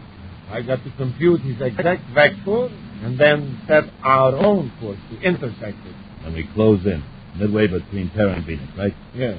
Here. Put these on just before you get into your suit. What are they? Some kind of goggles? They are electronic spectacles. For what? When we move in close to Corey's ship, all the matter in this ship will be vibrating at a very high frequency. Yeah, I know. That's what makes it invisible. Exactly. And ordinary matter will be invisible to us because it's on a lower spectrum, a lower plane. These electronic spectacles fix it so I can see to rescue Slake from Corey's ship, ain't it? That's right. How come Slake and I never used these goggles before? You have never been invisible before. You have walked through walls, but the field was at a low rate of vibration. You could be seen, and you could see. Are you sure nothing will go wrong? I'll stay invisible? Follow instructions. We'll go over it once more, just to make sure. Now, let's assume that this ship is now invisible, and I pulled alongside Corey's ship. Yeah, the signal from you, I step through the hull of this ship into the Terra 5. But first, turning your tilt control on your belt. Yeah, naturally. Inside the Terra 5, I search for Slake. I give him the extra spacesuit I brought along, then we go after Corey. You got it. When you have finished, Corey, spaceophone me, then come back aboard. All right, Rock, put your electronic spectacles in place. I'm going to make this entire ship invisible. All set. There. The ultra-vibration field is on. Our ship is invisible, even to Corey's view.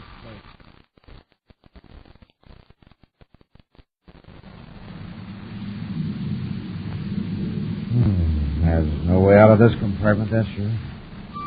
Hey, what's that? Something funny's going on. Where did you come from? The hull of the ship. Benson Grock. Yeah, it's me. But calm down. Here, I brought your spacesuit. Put it on. Sure, but How did you get in the ship? From Bozier's cruiser, right outside, waiting. How'd you pull alongside without Corey finding out? Bozier's ship's invisible. Just like you'll be when you turn up the field in your spacesuit self. Invisible? Yeah. Bozier's using extra high frequencies this time. Guess he's got a lot of tricks you and I don't know about. Here, let me help you with your suit. Thanks. Well, sure glad to get out of here. We got a job to do first. We've got to finish Corey. Well, I don't know about Bozier's orders. How many are aboard? Just Corey and the cadet. Two of us can handle him. We'll take him by surprise. Yeah? I tried that once. That's why I'm here. This time there are two of us, and we'll be invisible. We can't attack Corey while we're invisible. We'll pass right through him like you would through a wall or the hull of a ship. Now, that's right. While we're invisible, we're as harmless as moonbeams. So we can sneak up on him. When we cut off the field control, that makes us solid. Then we take care of him. Fast and thorough. Come on, finish with that spacesuit. Oh, wait, I forgot your electronic goggles. Which? These things. You'll need them to see with when you're invisible. I'll see you how they work.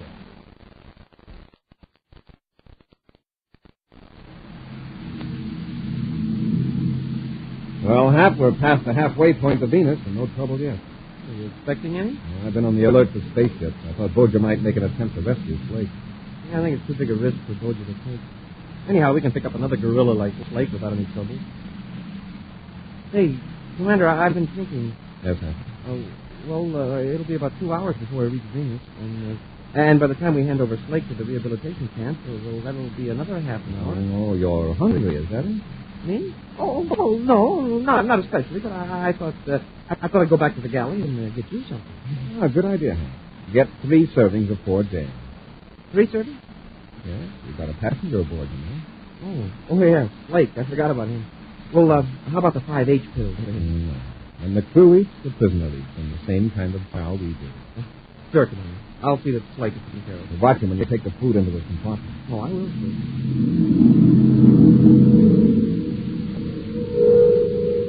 In the small galley amidships, Happy scans a row of buttons, then presses one marked 4J 3 times in succession. Within a few seconds, the concealed robot mechanism is releasing the electronically cooked foods on a tray. Happy is so fascinated in watching the process that he does not notice an even more remarkable occurrence in the galley. 2 figures in spacesuits suddenly materialize behind him. Each holds a ray gun. Get your hands up, Cadet. Turn around. What? Not a yip out of you either, Buster. Slate, how did you get out of the compartment? And you, how did you get aboard? We'll go into that later. Where's the commander? Well, I'll tell you. He was in a hurry to get where we're going, and it was so nice out. Well, he decided to get out and walk. Listen, Shorty, get cute with me. I'll finish you right now. Now, let's have it. Where's Corey? He could be almost any place in the ship. Try the bowling alley on the lower deck. Give me one more chance, Space. Got it, Rock. Can't you see it's stalling? Corey's probably at the controls waiting for his lunch. If the cadet isn't up there pretty quick, Corey will come back here to investigate. Let's plug the comical cadet and go after Corey. Wait a minute. That's 2. There's service for 3. Who's the extra lunch for? It was for you, Slate. And I punched the button with my own little hand. Now, aren't you ashamed? Now, listen, Cadet. No more fooling. Take 2 trays and go up forward to the control block. Quiet, please. I get this, Cadet. Don't try to warn the commander. You'll be invisible and right behind him. Invisible? Get up. Pick up those trays and get me.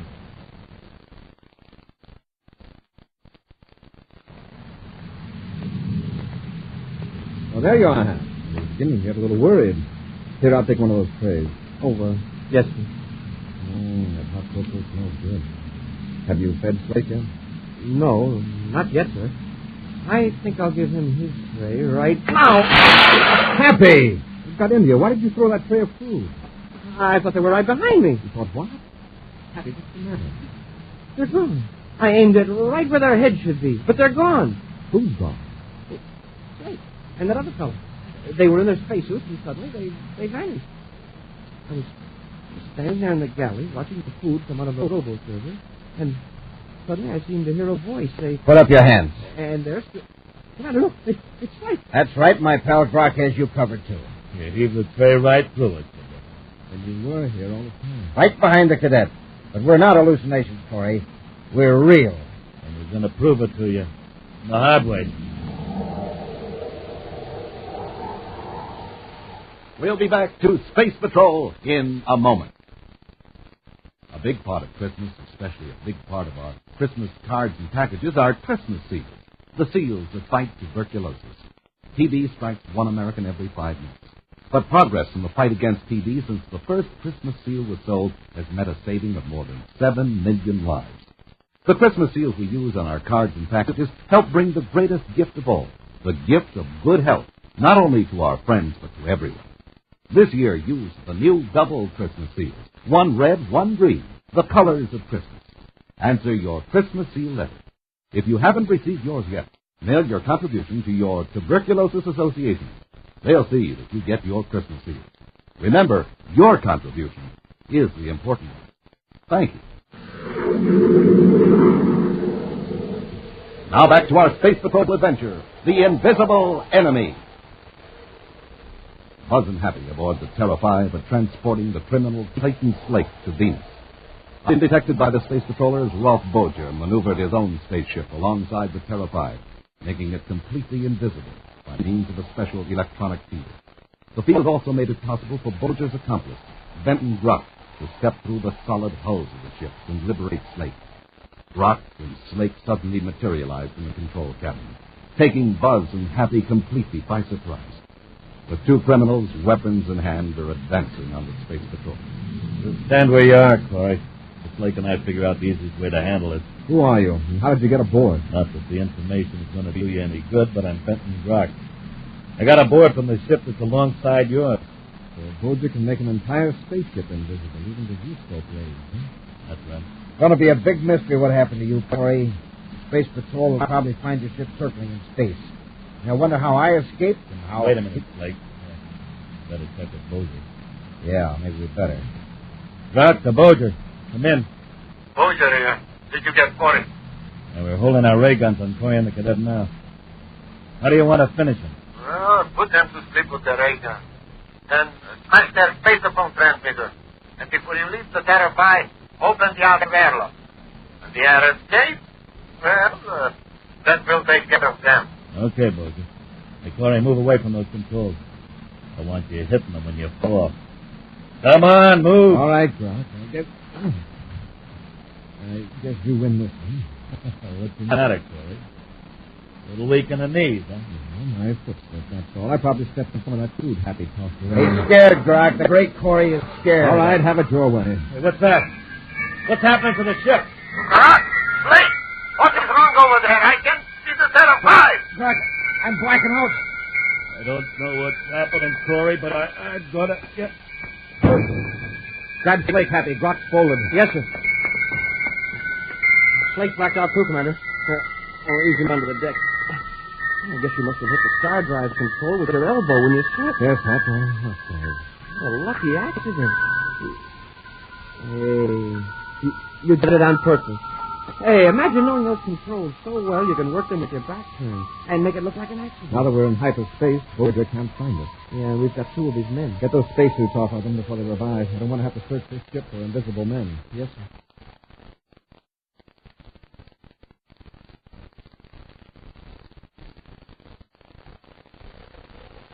I've got our hyperspace vector figured out, sir. We'll be cutting back into regular space in a few minutes. Good. I think Grock's coming around now. Grock, snap out of it. Grock, can you hear me? What happened? You're in hyperspace. You're as invisible to your pal Boger as you were to us. Hyperspace? Stardrive. We got away from Boger by kicking into Stardrive. Where's Slate? He's locked up back out. Yeah. Instead of losing us, Cook, now we've got two. And we're going to have three, Grock. They're going to help us. Where's Boger's hideout? I don't know. Don't give me that. If you've got the idea that Boger can rescue you, just forget it. Where's his hideout? Probably got several. I found this map in your pocket. A chart of a section of Venus. Now, what does this mark here indicate? I don't know. You're carrying around a map of a desolate section of Venus and you don't know what it is? Well, maybe I'm going prospecting someday. Well, I'm going to jump the claim. What do you mean? If this map had nothing to do with Boger, you wouldn't be so evasive. Cap, we're coming out of Star Drive. When we pull out, set a vector for Venus.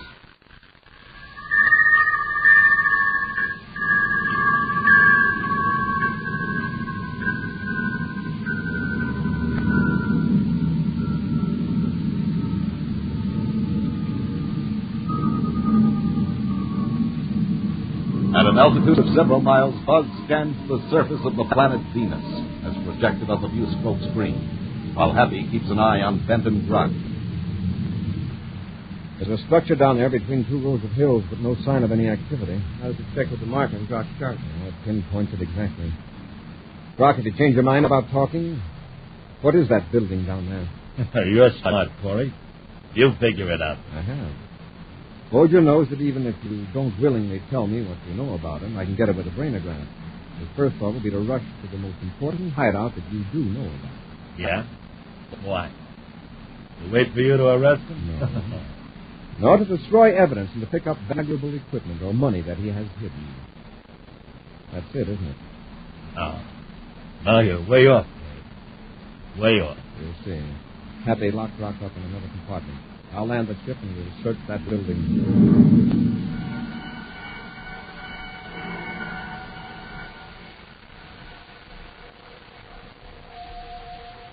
With Rock and Slate securely locked up in the ship, Buzz and Happy land the Terra 5 a few hundred yards from the low, sprawling building in the Venus Hills. Now they stand before the heavy front door. Probably not. It'll be a job to break it in.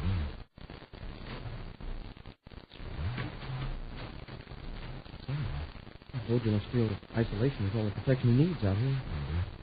It is Bolger.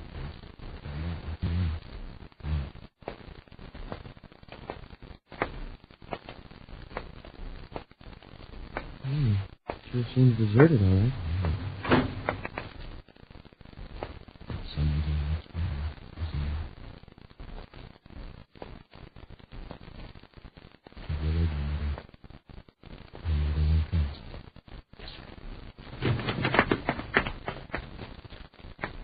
It's empty. A bunch of filing cabinets.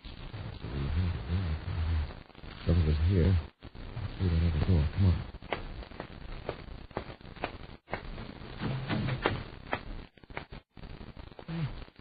No one's in here either. Hey, look. It's some sort of a lab. There's no other door. Whoever came into this room is still here. Sure, there's no place to hide. Or do you need a place to hide? Huh? Oh, the ultra-vibration field. Hey, he can be invisible. Tap the door. Too late. We're locked in. That's right. You walked into a trap, Corey. It's Bolger, all right. He's on the other side of the door. And the state from you is if I were a million GUs away. Let's hit that door, Hap. Yes, sir. Listen to me, Corey. You are wasting your time. You can't break out of that lab. This door has to be sometime. Yes, but you won't live that long. What do you mean? I have a bottle of acid in my hand. When I turn on the vibration field, I can hurt the bottle right through the wall into that room. Oh, tricks, huh? Yes, it's an amazing trick. Inside the room, the bottle will leave the vibration field and become solid again. It will crash and break. And then what? Just wait and see, Corey. Wait and see. He cut on the field. Is Bolger kidding us? Can he really throw a bottle through a solid? I don't know, but if he does, try to catch it. There's the bottle. It came right through the door. Right through the door! Smoking rockets. The lab's on fire. Quick, Hap. You gotta break down that door. You hit the door, Hap. The fire's spreading, sir. If the door doesn't get pretty soon, we're finished.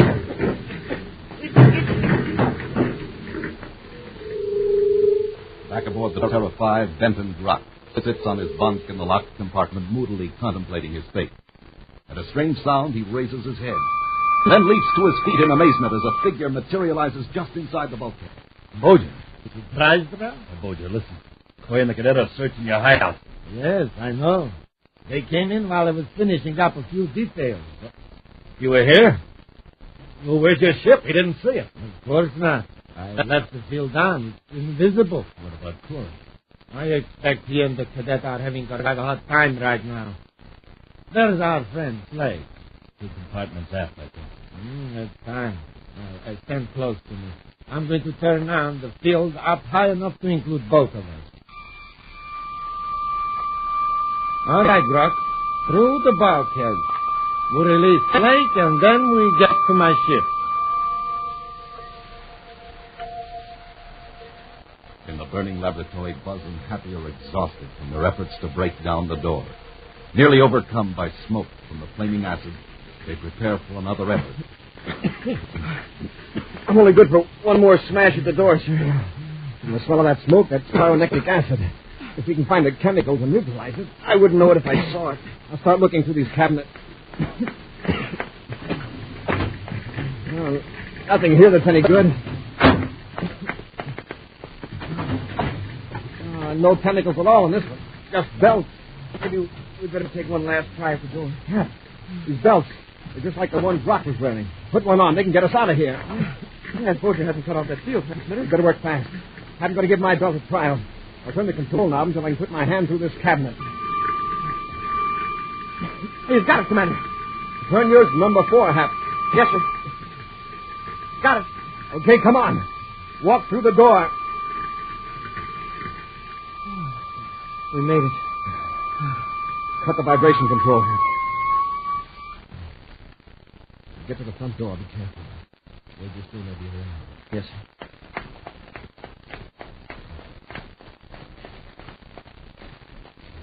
Okay, Hap. Hold it.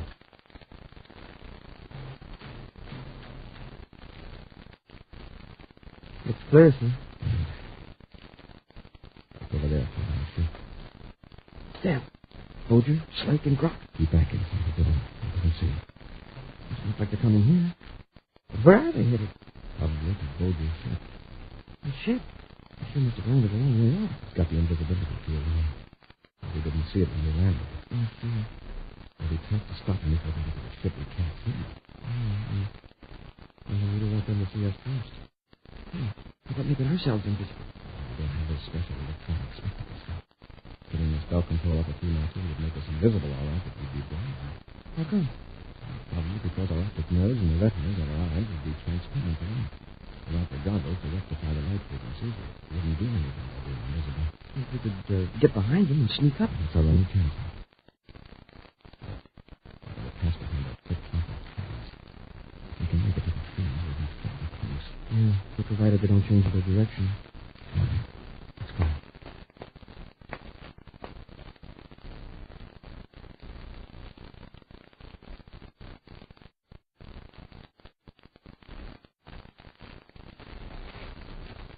How far is it to the ship, Bolger? Oh, less than 100 yards. It's just this side of the big green stove. Imagine being that close to a spaceship and not being able to see it. You're seeing the oak right through the hull, Gruff. One thing, sure, Bolger. We really took care of Corey. Look at the smoke and flames shooting up over that clump of trees. Yes. The laboratory is in an inferno by now. In a few minutes, the entire building will collapse in flames. I gotta hand it to you, Bolger. Corey sure met his match this time. There is nothing in our way anymore, gentlemen. Incidentally, I will have to board the ship first and cut off the field transmitter. Why? To materialize the ship. Otherwise, you couldn't see to get aboard. And you would pass right through the hull. Oh, sure, I forgot it. Look behind us. What are you? Cadet? I thought you said you'd finished. Listen, Happy. Yes, sir. Bolger, do something. Let go of me, Corey. Bolger, help us. He's gone. Vanished.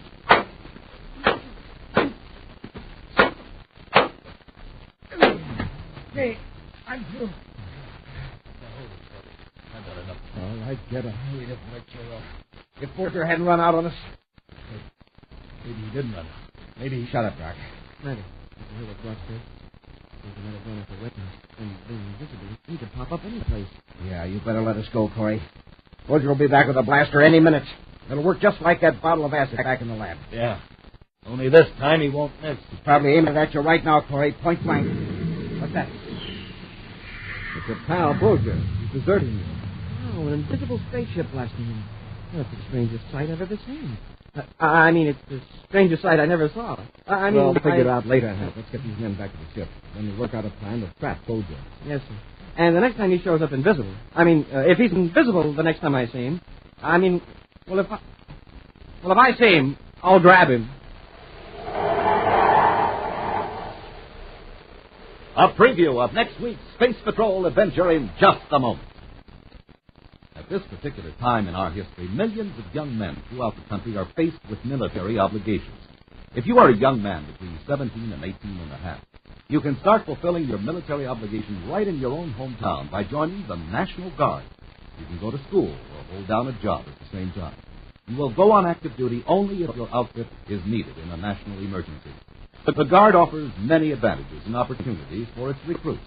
These include extra income, learning new skills, pilot training, retirement benefits, and sports and social activities. Get the facts about joining from your local National Guard Armory.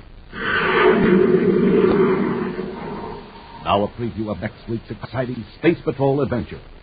Buzz and Happy are in the Jupiter City atmosphere plant, searching for a powerful bomb hidden by the criminal Boger. Commander, listen. Hear that? Here, this way. There it is. I've got to figure out how to deactivate this thing. 10 seconds, Commander. It's getting ready to go off. If this isn't the right control, Jupiter City will be blown off the planet. Be with us next week for the thrilling Space Patrol story, The City of Hidden Doom. Space Patrol, created by Mike Moser, starring Ed Kemmer as Commander Corey and Lynn Osborne as Cadet Happy, was written by Lou Houston, produced and directed by Larry Robertson, executive producer Helen Moser. Other players were Norm Jolly, Ken Mayer, and Bela Kovac. Lee Zimmer speaking. Don't forget to tune in next Saturday at the same time for exciting adventure on Space Patrol! This program is broadcast to our armed forces overseas through the worldwide facilities of the Armed Forces Radio Service. Space Patrol came to you transcribed from Hollywood. This is ABC Radio Network.